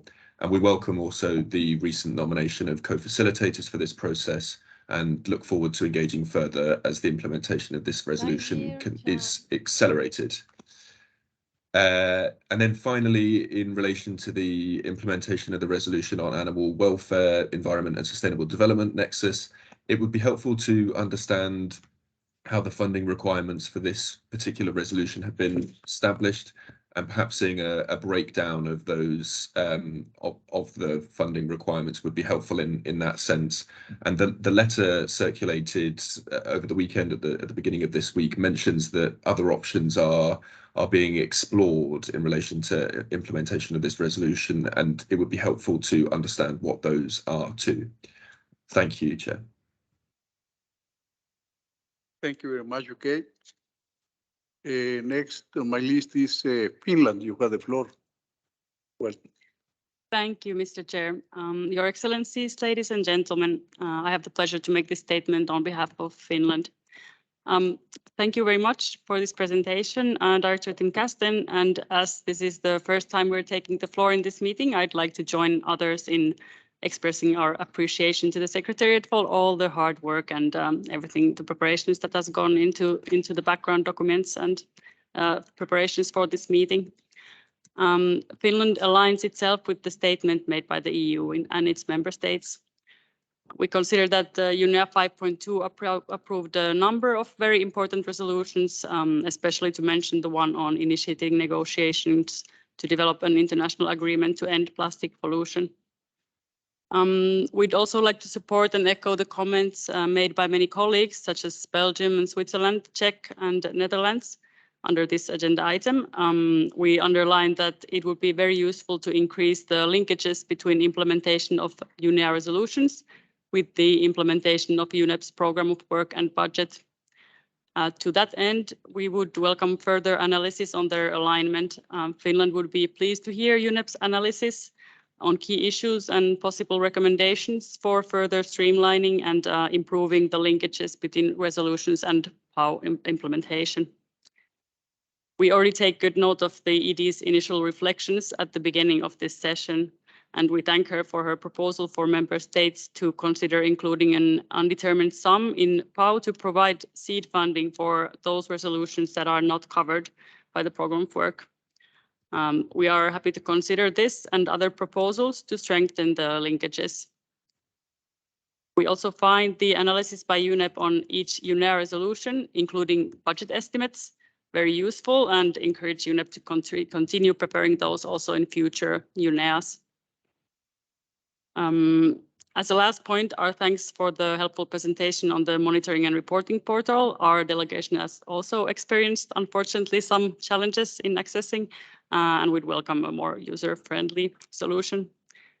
To conclude, Finland looks forward to continued close collaboration with UNEP as we proceed in the implementation of these important resolutions. Thank you. Thank you very much, Finland. I have next on my list the United States, please. You have the floor, sir. United States. Thank you, Chair. The United States is grateful to the Executive Director for her opening remarks during this session. UNEP's success to meet its mission focused on pollution and waste, nature and biodiversity loss, and climate change is fundamental and important to the United States. Thank you for the presentation on the portal. Unfortunately, we are also unable to access the portal because our official emails are not recognized by the UN tenant system. I'm not really sure what that means, but that's the error message we're receiving. We look forward to reviewing the portal when these technical issues are resolved. Hopefully it is a quick resolution, although it was a very long error message. Member states agreed to a robust and unprecedented set of resolutions at UNEA 5.2. Along with all member states, the United States supported these resolutions. We recognize that this is an ambitious agenda, and therefore the United States has significantly increased its contributions to UNEP across several funding mechanisms. Ultimately, however, success will not be measured by the number of resolutions, but by the ability to implement those resolutions to support and benefit countries north, south, east, and west. In any organization, if ambition exceeds its capacity to deliver, then it would lead first to disappointment and then to failure, which is an outcome no one wants. Therefore, we must work together to find a positive way forward. Establishing mechanisms to better link the program work and budget with outcomes from the UNEA processes, as suggested by the Executive Director and the Secretariat, is productive and should be considered. In addition, the suggestion of matching expectations for work with costs, existing efforts and resources, and the demands of desired outcomes is also important to consider. As the Executive Director noted, there is no hierarchy among the resolutions, but as she also noted, the resolutions differ in their needs. Some resolutions require more expensive investments, some have longer time horizons, and some fit more neatly into the approved UNEP program of work and budget. Perhaps both the Secretariat and member states need some self-reflection to identify better ways forward. Doing so will require work within the CPR, among the joint bureaus, and before and during UNEA itself. Work also needs to be done by member states outside this conference room, individually and in concert with others, to conceive and formulate their proposals in ways that fit as much as possible with the UNEP program of work. That said, the United States is grateful to the Secretariat team for the yeoman's effort to move forward on the resolutions. Is the Secretariat planning presentations during this agenda item on each resolution? I'm asking because we are under the impression that you will. The United States appreciates the letters on the resolutions. We are also concerned by the funding gaps that have been identified, and we would also like additional clarification on the disaggregation, as others have also outlined. As the letters have requested, we are working on our next steps. We do have comments and questions on individual resolutions that I would like to run through quickly. On Resolution 5.1, Animal Welfare, we welcome further dialogue on this topic to explore avenues for progress, especially pertaining to promotion of the One Health approach and preventing zoonotic disease emergence and spillover. We encourage the Friends group related to this resolution to engage experts associated with the quadripartite in order to leverage existing partnerships and capacity. With regard to Resolution 5.3, we appreciate the robust, on the GEO process, we appreciate the robust efforts to get GEO 7 underway. We look forward to UNEP's efforts to keep the status and trends of the environment under review. We look forward to seeing the call for the scientific expert group and hope to help UNEP identify experts to contribute to this process. Specific to Resolution 55 on nature-based solutions, we thank the Secretariat for the updates on this process. We're excited to see implementation get underway. The United States strongly supports the UNEA nature-based solutions resolution, and we are strongly committed to mainstreaming and implementing of NBS. As part of President Biden's executive order on tackling the climate crisis, nature-based solutions were identified as integral part of how the United States will work to combat the biodiversity and climate crises at home and abroad. We strongly support efforts to convene these intergovernmental consultations in an inclusive and regionally balanced manner, and we support encouraging the participation of developing countries and relevant partners and stakeholders. We are encouraged that good candidates are being put forward as co-chairs, and we stand ready to support them in their work. Specific to Resolution 511 on circular economy, we look forward to continued implementation of UNEA Resolution 511. We congratulate the Secretariat for the UNEP 10-year framework of programs on sustainable consumption and production, and welcome the global strategy recently adopted by the board of the 10YFP. Among the diverse ways that this global strategy will advance the implementation of the resolution, we particularly welcome the multilateral and multi-stakeholder dialogue on sustainable consumption and production, proposed under the aegis of UNEA under the strategy's Pillar 4. We note from the Executive Director's letter circulated on Friday that the call in operating paragraph 10 of Resolution 511 to facilitate a conversation on natural resources and materials in the context of circular economy is being pursued by engagement through both the 10YFP and through the Global Alliance for Circular Economy and Resource Efficiency. We would appreciate some better clarity on the value of running these two processes concurrently and how UNEP intends to ensure non-duplication, complementarity, and cost effectiveness. On Resolution 514 on ending plastic pollution, we greatly appreciate the hard work of the Secretariat in preparing for the start of this process, especially with the tight time frame. We urge the Secretariat to make these meetings as cost-effective as possible, since the estimated costs have increased substantially in the past 6 months. We also encourage UNEP to ensure that the upcoming multi-stakeholder forum and overall multi-stakeholder engagement is robust and effective. National governments cannot solve plastic pollution alone, and we need to hear from stakeholders about their ideas for working together. We look forward to working with the countries and the Secretariat ahead of and at INC1 to ensure that we continue the progress we started at UNEA. We need to nominate the Bureau and identify the chair as quickly as possible. With that, and in the interest of time, thank you for your patience. We have comments on the other resolutions that we will take up directly with the Secretariat team.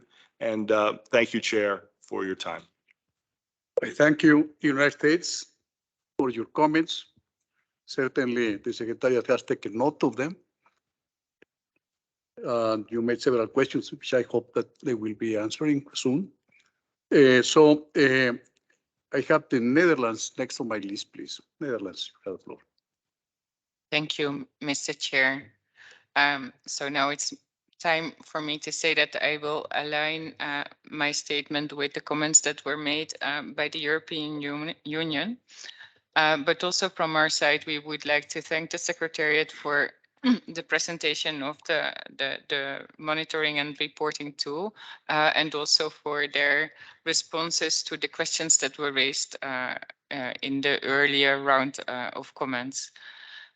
We recognize that the most important purpose of this agenda item is to provide guidance to the Secretariat on the status of implementation of the resolutions, but also in the context of the program of work. We would like to share the following observations and recommendations. First of all, on the monitoring and reporting tool, taking into account that the discussion that we had earlier this afternoon, we would like to recommend the Secretariat to consider to enable an easy to find entry point to access the portal, but also to ensure public access to the information in the portal that is publicly available, or available. So we don't have all these problems with getting access to the tool, but also to make sure a wide as possible community can have access to the work that UNEP is doing for all of us in our opinion.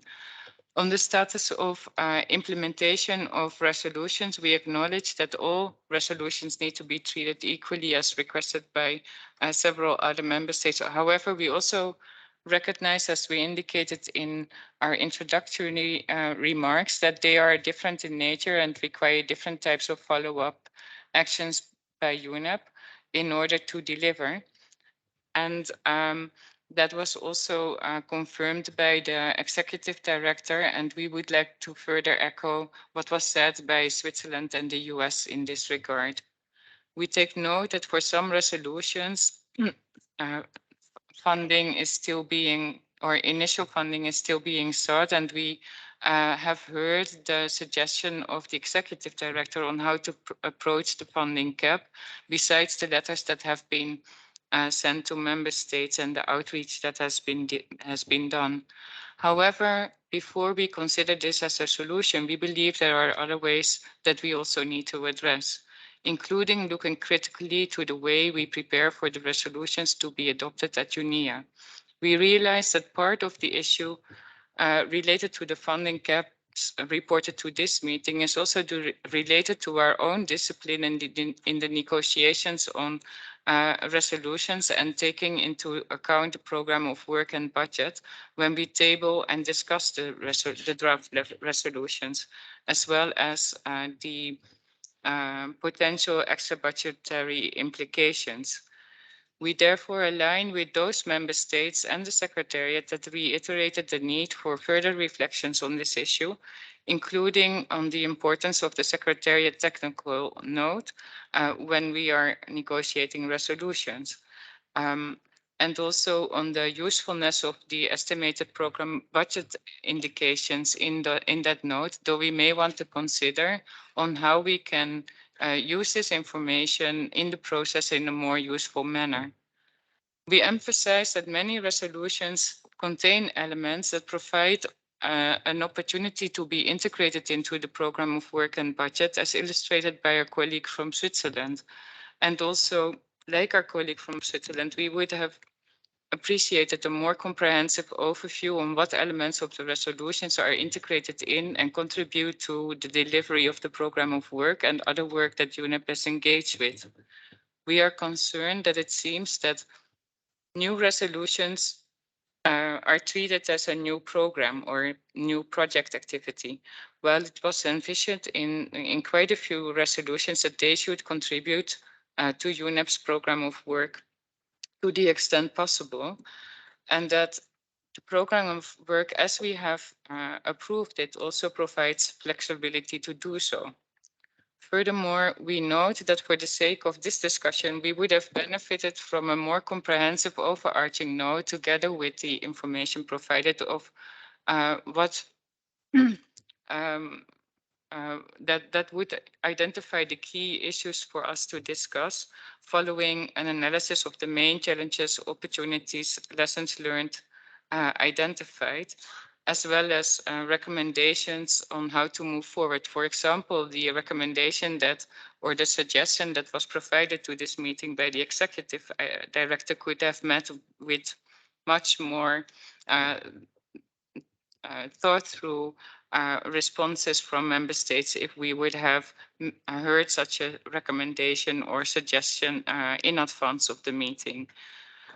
We therefore recommend that the Secretariat is requested in its endeavor to further monitor and implement all relevant UNEA outcomes to further streamline them as much as possible in the program of work, making use of the expertise and activities as well as availability of funding in different parts of the organization, update the information in the monitoring and reporting tool in a more disaggregated manner on which elements of the resolutions relate to the program of work, and making sure as we said earlier, that the tool is better accessible, and that for future briefings on the status of implementation, the key issues for discussion and recommendations are provided to the meeting following an analysis on the key challenges, opportunities, and lessons learned.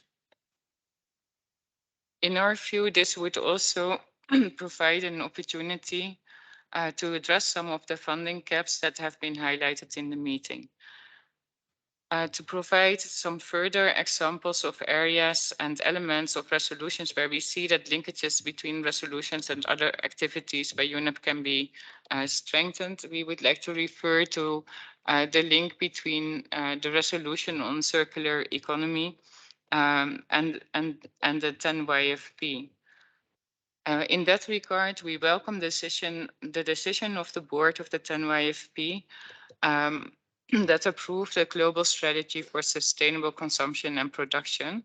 That was following a consultative process where member states and stakeholders were participating. We would like to recommend to invite the executive director and UNEP to support the efforts of implementation together with other UN agencies, noting that it fits quite well with the resolution on circular economy, and including on the 4 priority actions that are identified in the 10YFP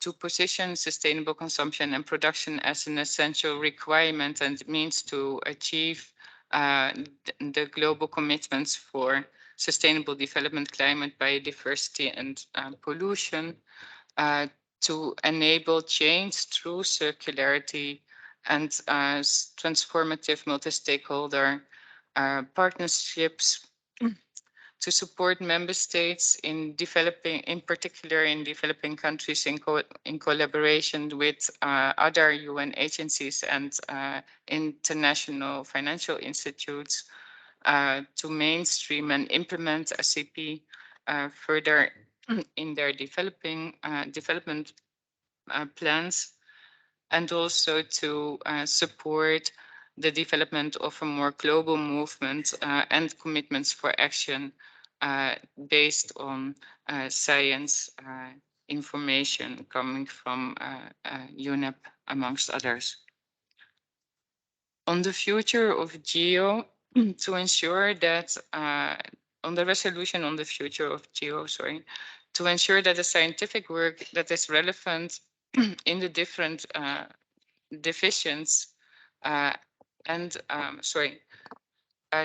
is in the different divisions is taken into account, and that the GEO process can benefit from the relevant expertise available in the organization at large. Furthermore, we would like to request that due attention be paid to provide capacity building within the GEO process on monitoring, data management, and analysis in line with the resolution from UNEA 4/23. In this regard, we also see scope to ensure that the data strategy and the World Environment Situation Room can benefit at large from the GEO process and vice versa.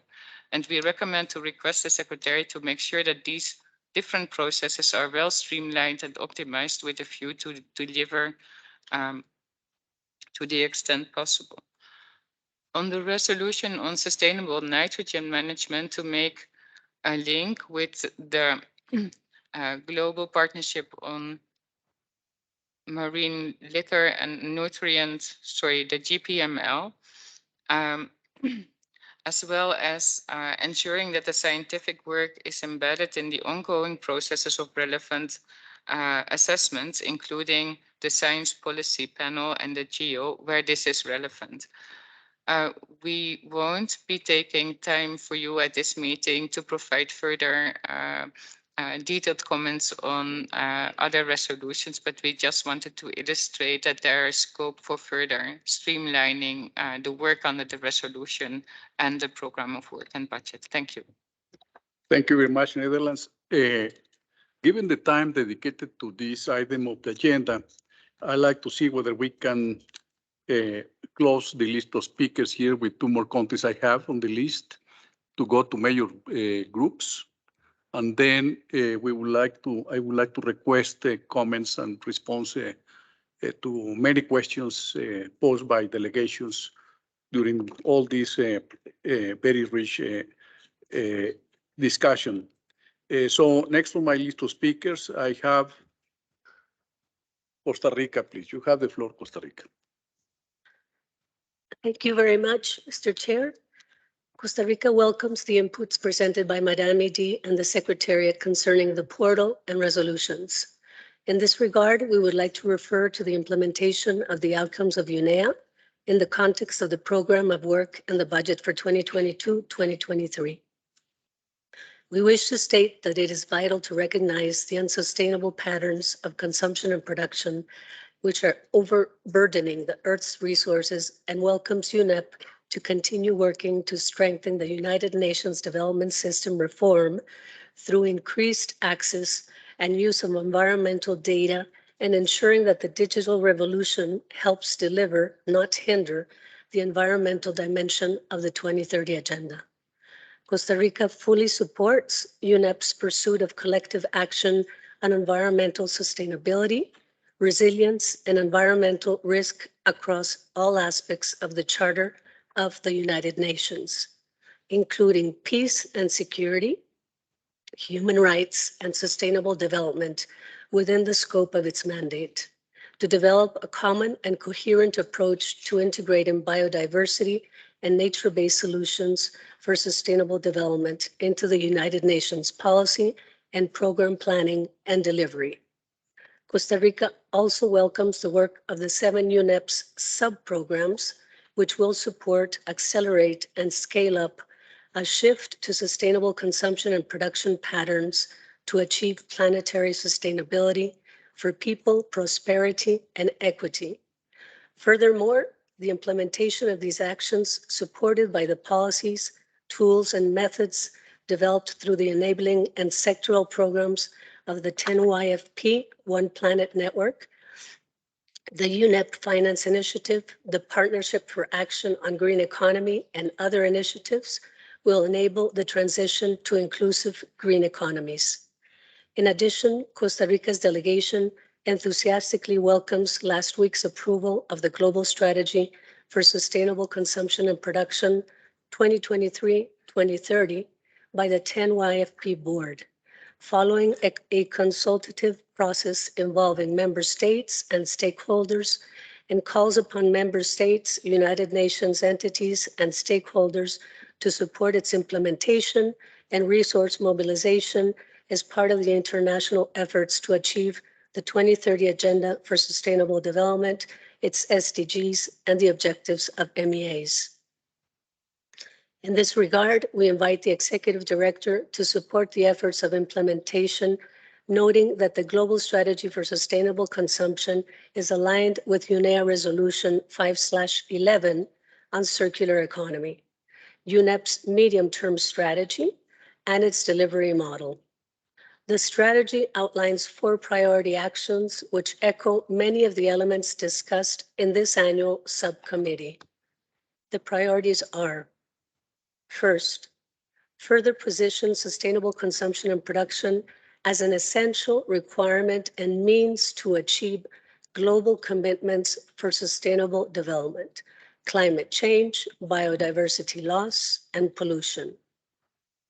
Second, enable changes through circularity, transformative multi-stakeholder and public-private partnerships, and tools and solutions across high-impact sectors.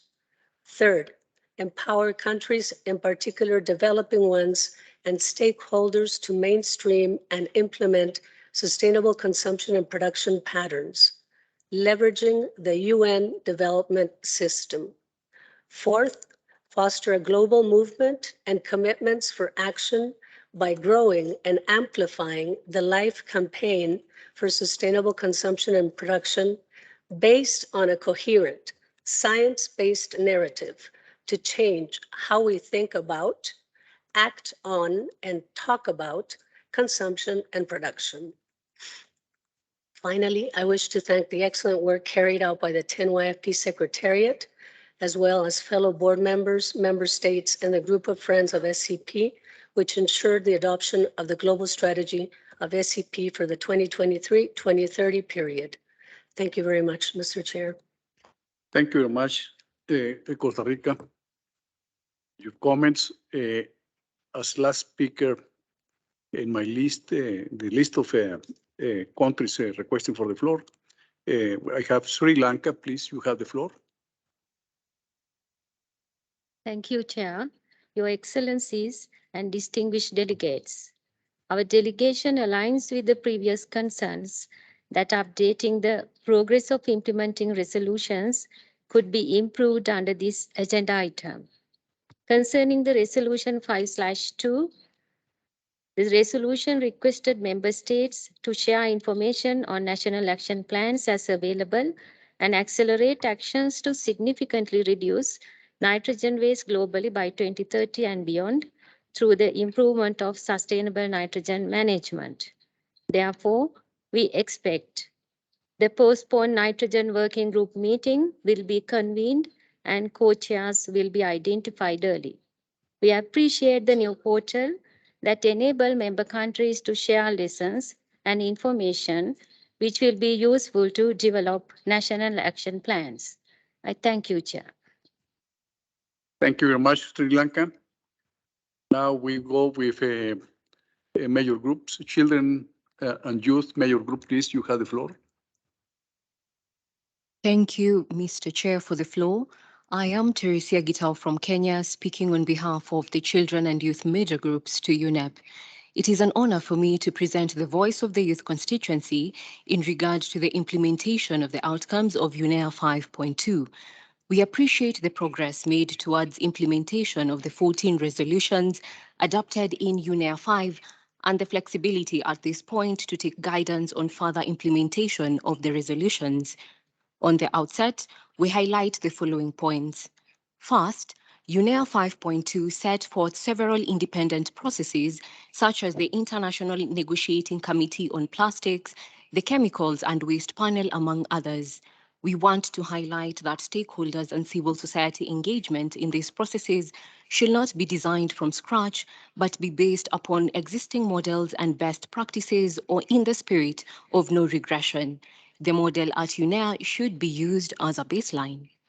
On the resolution of reform management, we welcome that efforts are being made to hire young people under the Young Talent Program. We further highlight that when new processes or groups are initiated through the UNEA resolution, it is to ensure that youth and civil society organizations are part of the implementation of the resolutions and indicators on the success of each resolution. For the nature-based solution resolution, there are 48 indicators, and we should deploy indicator-based reporting for further resolutions as well. We welcome the consultation being organized by UNEP on the implementation of UNEA resolution on minerals and metal governance in light of the potential constraints that minerals supply chains might pose to the net zero transition. We applaud the efforts of UNEP's economy team to include youth perspectives in the drafting of the vision document and look forward to substantive contribution ahead. In appreciating the interlinkage and complementarity of the resolutions, we observe the need for equal priority across all resolutions that were adopted for their implementation by UNEP. Regarding sustainable consumption and production, we are pleased to share that our sister youth constituency, SCP Youth Platform, recently participated at the board meeting of the One Planet Network in Paris last week, and we are delighted that youth perspectives have been included in the new global strategy for sustainable consumption and production. On matter of the Science Policy Panel on Chemicals, we highlight our concern that recently a survey have been circulated which asks an open question as to which major groups should and should not be engaged in the process, including if or not children and youth constituency should be engaged. This is concerning to us, as our engagement in intergovernmental processes should not be decided through an anonymous survey. We would like to further understand how the responses from the survey will be used, or if the survey can be edited, and we look forward to a dialogue with the Secretariat on this matter this week. Thank you, and back to you, Mr. Chair. Thank you very much, Children and Youth Mayor Group, for your comments, very valuable ones. Now, taking into account the many comments and questions made by delegations this afternoon, I'd like to give the floor to the Secretariat to respond to them as much as you could. So, Tim, you have the floor, please.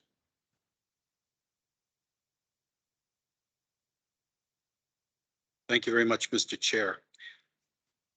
I will begin to respond to as many as possible. I'll also refer to my colleague Sonja to assist as well. I'd like to first start by thanking all delegations for such detailed comments on many of the resolutions, if not all of the resolutions. So I think it's a very good indication of interest and support for our implementation of these resolutions. Many of you have made general comments in addition to some questions about what your process is and how you are implementing the resolutions and how you'd like to see us better implement those resolutions. For those comments, I would like to note that all of the relevant directors are in the meeting and taking very good notes of all of your comments and suggestions and are taking these on board. So let me respond to as many of the specific questions as I can before handing over to my colleague Sonja. The comments from Indonesia, thank you very much for the positive comments on the portal. I'm glad you were able to get in. And that's very encouraging that you appreciated the portal and the data there. You made a number of comments on the technical notes, which I will allow my colleague Sonja to respond to. Many comments, and I think started by Peru as well as Brazil, Norway, and several others mentioned the resolutions on plastic pollution, the Science Policy Panel as well. And so we've taken note on that, and thank you very much for that feedback. From Brazil specifically, point taken on the multiple pathways for the circular economy resolution, and we welcome your support for the approval of the 10 YFP Global Strategy on Sustainable Consumption and Production.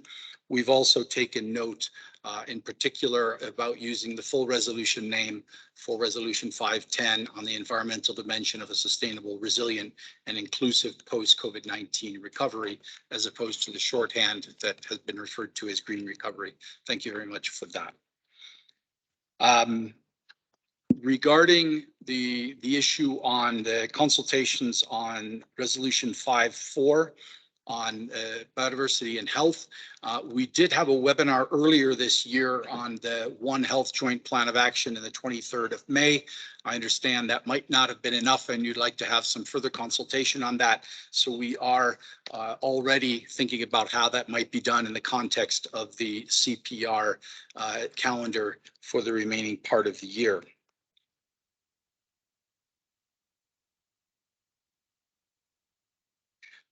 Regarding comments from the European Union, specifically questions about how resolutions relate to the program of work.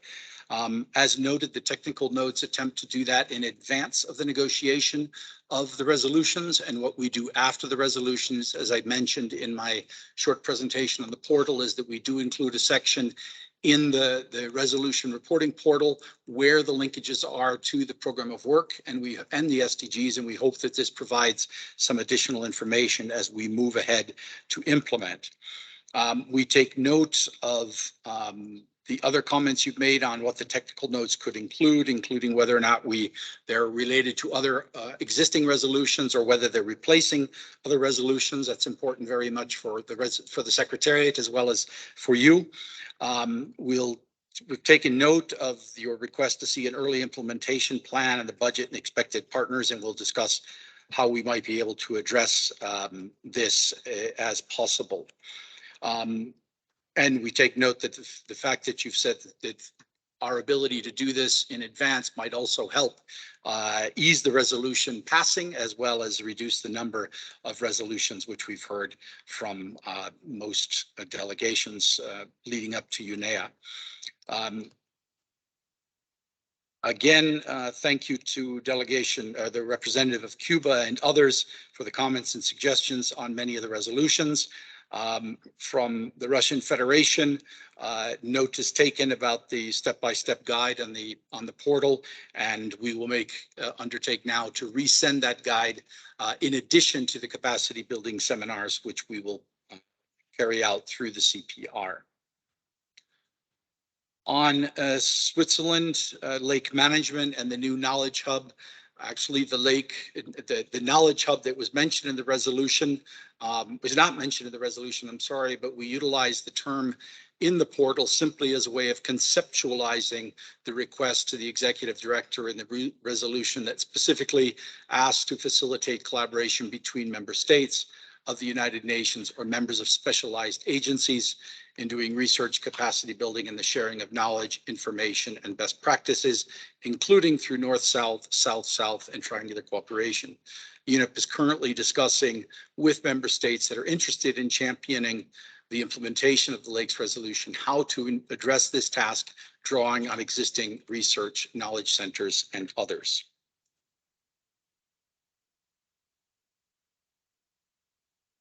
Notes taken as well by Switzerland on the comments on resolutions 511, 512 on minerals and metals, and your interest in further assisting in these consultations. For Canada, thank you very much for the overall comments that you've made across several resolutions, including the importance of the nature-based solutions definition on the Science Policy Panel on plastics, GEO, and others. Regarding a question from the United Kingdom, thank you very much on the interest in the animal welfare resolution. UNEP has set up some seed funding already to initiate the desk study and scoping report, which is planned for 2023. The report outputs will be a methodology, design, and fundraising strategy, as well as stakeholder mapping. Although we recognize that the money that is going in now as seed funding is not sufficient to cover the entire implementation of the resolution, it will enable us to initiate the consultative process, including a peer review. We do have ongoing discussions as well with the World Organization on Animal Health, WOHAH, about resource mobilization, and we will also discuss during the upcoming meeting in Botswana, where we anticipate additional discussion on resolution funding, which is on the agenda.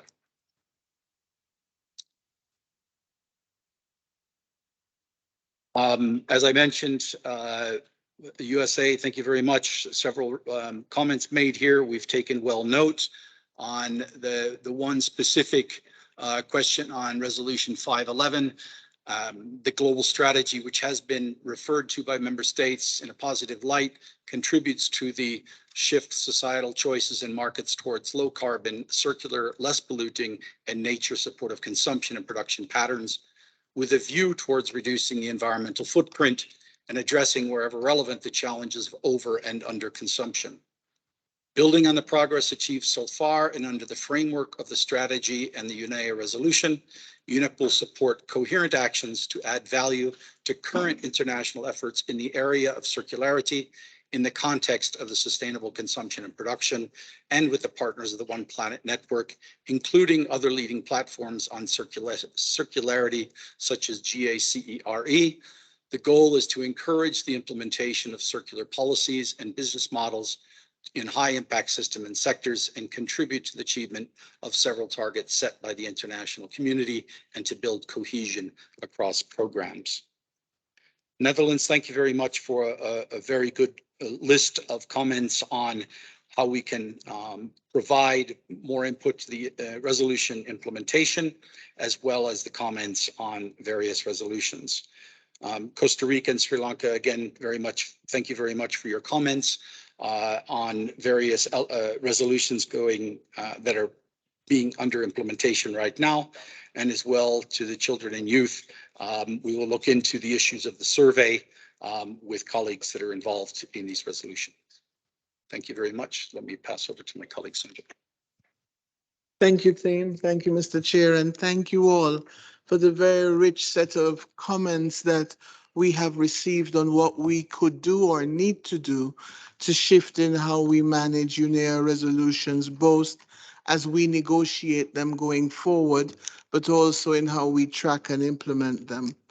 As the ED said before she had to leave, we're clearly reflecting on how we will manage this going forward. And so your inputs and your ideas help us. But as you would have heard, there are many different ideas and many different elements coming from the room. So allow us perhaps to get some of your statements in writing, to reflect on this, and to come up perhaps with a list of the solutions, which we can then share back in terms of having some feedback, because there are many elements. For example, the practice of sharing budgets as part of the technical notes that we prepare was actually an outcome of UNEA 3 going into UNEA 4, where we were asked by the CPR to provide this information going forward. This is where the practice started. And actually, it was part of the CPR review, and it was concluded that we should continue to provide this. Now, we know that it's imperfect. We do know that because at the time when the negotiations are being taken, we often have just a subject, yes, the subject and a little bit of it. But what we endeavor to do is we work with teams on a potential zero-based costing of what it may cost in terms of staff and non-staff. We then do a quick look to match in our program of work to see how quickly it matches, and if we have any resources, we deduct that, and then we put the remainder in the technical report. But indeed, they do change, because as the resolution builds and negotiation builds around the resolution, different elements or factors may be added or withdrawn, etc. So there appears to be a need to do a post-UNEA resolutions reporting or costing and provide some updates. That's one thing I hear coming as a suggestion that we can definitely look at, but there are many, many others in terms of how we report. If I just may say also, traditionally, when we had resolutions and UNEA 5.2 was particularly successful, we had 14 resolutions. Often we don't have that many. There is an assumption that there will be extra budgetary resources. This is what Inga was alluding to earlier for all of them. And all because when you give us the approval for our program of work, it is before we even know what may be coming. So it just reiterates her statement before that perhaps our process is incomplete. We gave one idea on how we could do so, but definitely we are looking to hear, perhaps as you have heard this discussion today, even more ideas apart from what you've told us on how we get ready for the next one, and how we also demonstrate our commitment to supporting their implementation of all the resolutions. So that's in a general form, and we'll have to see how we place it on the agenda or how we do consultations. But I am pleading, we will need you to come in and look at the various options on that. And on a more specific query that was raised by a delegate from Indonesia, thank you for sharing that you have read that publication. We are quite proud of that publication, and we hope that it will be of use to have quick wins. It's a brochure type, so it doesn't hold everything, but what I think the team is also proud of is that there is actually an online digitalized version to that. And on that digitalized version, there is a link and it shows all 14 resolutions. So that is how we manage, how we present in a brochure and how we get the information. So that was just a very specific question, but the rest I think we will have to get back, Mr. Chair, as we reflect on the rich comments that we have and ideas that we can offer to move this forward. So I thank you very much. Thank you very much, Tim and Sonja, for your comments, answers to the very rich exchange we had this afternoon. I'm sure that you have taken due note of all that, and I think most of that information, ideas presented by delegations will be duly reflected in the share summary. So with this, the committee has thus concluded its consideration of item 5, agenda item 5. And we have still a few minutes. Let me, yes, Councilor. Okay. The committee will now consider agenda item 6, organizational effectiveness of the United Nations Environment Program. This agenda item includes 3 sub-items, namely sub-item A, organizational approach to the delivery of the medium-term strategy 2022-2025 and program of work. Sub-item B, operational efficiency and effectiveness. And sub-item C, presentation from the Evaluation Office of the United Nations Environment Program. We shall now consider sub-item A, organizational approach to the delivery of the medium-term strategy 2022-2025 and program of work, and sub-items B and C will be considered tomorrow morning. So we'll go into sub-item A. I'm pleased to give the floor then to Mr. Tim Castent, Director of Policy and Program Division, and Mr. Ibrahim Gora, Deputy Director of the Policy and Program Division, to introduce this item. Please, you have the floor. Thank you, Mr. Chair and distinguished representatives. We appreciate this opportunity to address the subcommittee on the topic of UNEP delivery in the context of our 2022 to 2025 medium-term strategy and program of work, and how we are working to enhance our effectiveness and efficiency to better respond to requests for support from you, our member states. UNEP's new medium-term strategy for 2022 to 2025 and program of work represent the biggest change to UNEP's results framework in more than a decade, indeed since the introduction of the UNEP sub-programs. This new results framework and UN reform efforts provided an excellent opportunity for us to revisit UNEP's approach to delivery, essentially the how of how UNEP will make that effective in a positive change, our new medium-term strategy. We believe this new approach will allow UNEP to be more responsive to member states and enable enhanced coherence and impact of our delivery. Mr. Chair, with your permission, I'd now like to ask my colleague, Ibrahim Gora, Deputy Director of the Policy and Program Division, to present UNEP's delivery model to the subcommittee. Thanks, Tim. So just picking up from there, just to set out that from 1st of January of 2022, the new medium-term strategy sets out more focused objectives for UNEP centered around the 3 planetary crises of climate change, nature loss, and pollution, and defines who we are as UNEP and where we want to go in an integrated way. The medium-term strategy is the lighthouse steering the direction of our ship for the next 4 years and beyond. The focus on the triple planetary crisis is now a priority for the entire UN system. The Secretary General himself has made this clear, and most recently in our common agenda, and we must deliver against this expectation for ourselves and our constituents, as well as the entire UN system. Whilst there are no shortage of environmental problems in the world, UNEP will focus on the most significant, setting the direction for others to follow. We must put our efforts on the most game-changing opportunities for impact, informed by the best and latest science. Integration means we have 3 strategic objectives and 3 theories of change for all of UNEP's work.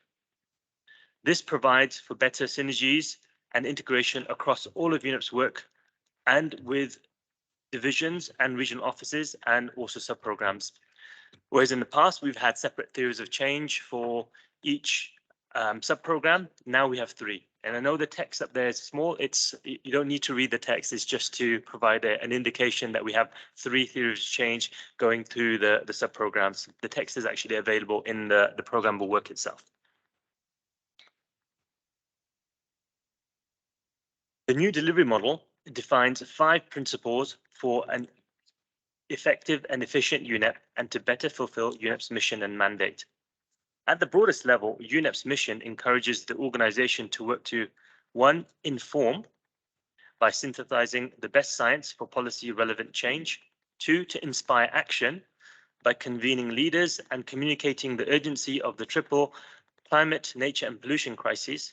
And 3. To enable by supporting countries and communities to put in place the systems and structures necessary for a healthy planet. The guiding principles of the delivery model are, and I'll just go through them with a little bit of text. So firstly, coherent strategic leadership by moving to a coherent, focused and disciplined leadership whose focus extends through the organization for shared leadership at all levels. This needs to ensure ownership and accountability while being globally coherent and locally responsive. Secondly, aligned entrepreneurship by creating shared focus and joint activities in service of a larger set of ambitions.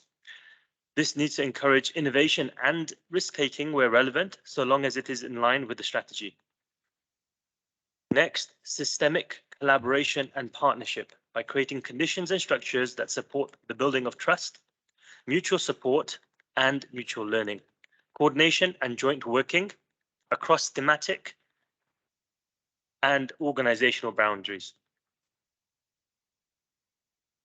Fourthly, integrated capability development by investing in longer-term systemic capability to enable UNEP to shift how it functions and multiply its impact. And finally, operational excellence by migrating opaque, inconsistent, and incomplete processes to clear, transparent, continuously improving performance monitoring and data-rich, disciplined routines. So how does this allow us to be responsive to member states, including through the UN reform? So as Tim mentioned yesterday in the presentation on UN reform, that whilst the MTS presents a globally coherent picture, we also need to ensure that our efforts are responsive to country needs, and the UN reform gives us plenty of opportunity to do so. In being globally coherent, yet locally responsive, the new delivery model allows us to be fully cognizant that there are regional and national specificities. Priority in one country may have a different tilt in another. For example, our focus on leaving no one behind as a principle in the medium-term strategy could be social protection in one country and poverty reduction in another, all with an environmental lens, of course. The delivery model also enables us to have greater dialogue with project target countries to ensure a demand-driven approach, that what we are delivering is what is needed and what is wanted. As set out in my first slide, we will be focused and coherent. This, however, doesn't mean we will have the same approach everywhere. It's about knowing what countries and regions want and need and using the drivers of change for real results. There is an increasing demand from the resident coordinators to build the capacity of UN country teams to respond to the triple planetary crisis and make the case for action at country level. We must be smart and strategic in leveraging this opportunity, knowing where to put our efforts, what to present as part of our offer, and what to delegate to others.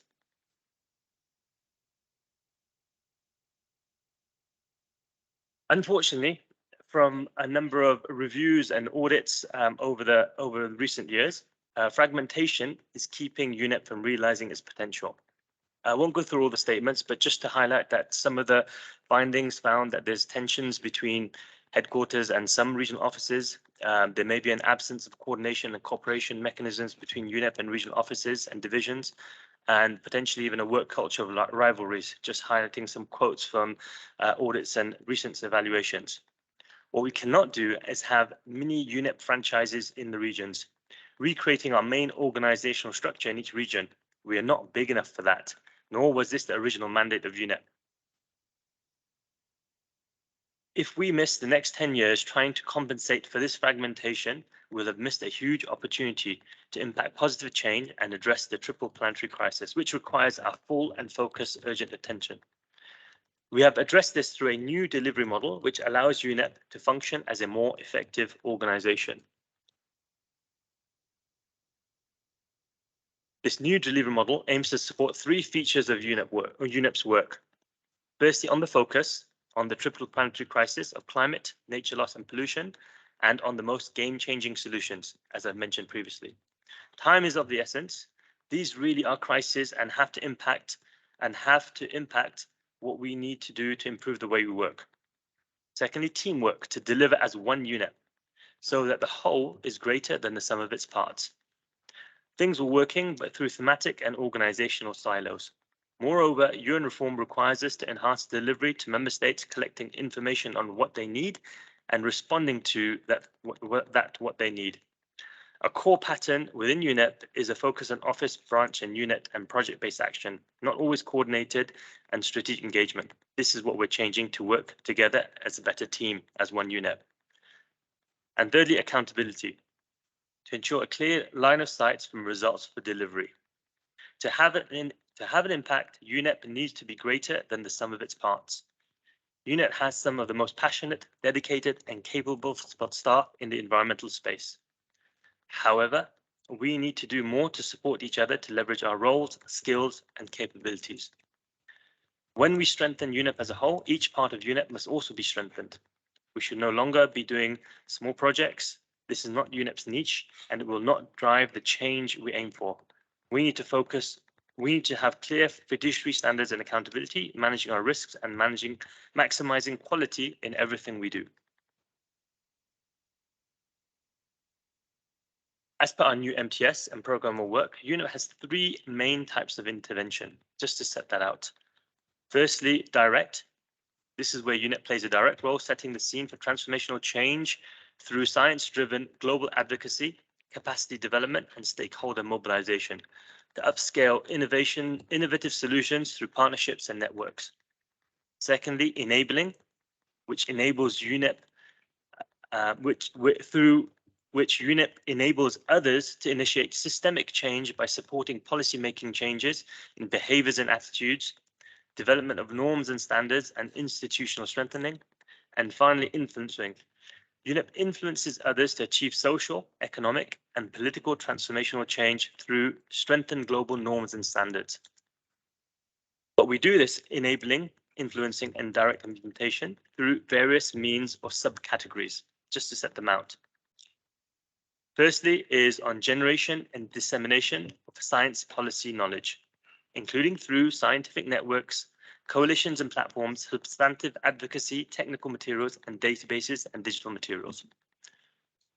B is on technical support and capacity building and advisory services. This is done including through policy and regulatory development, demonstration and pilot testing, innovative solutions and technologies, scaling up activities with partners and training at events. C is advocacy and outreach, including outreach programs and special events and information materials. And finally, D is intergovernmental and interagency processes, including conference and secretariat services, the provision of secretariats of multilateral environmental agreements, and support for our One UN processes.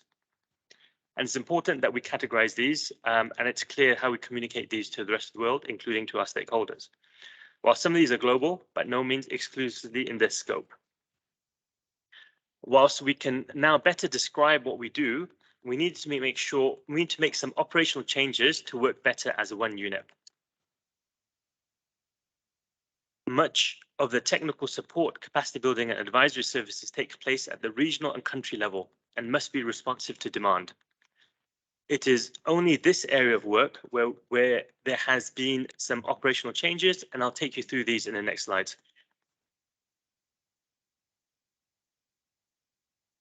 To achieve the change that the world needs, each part of UNEP needs to play its role, as mentioned previously.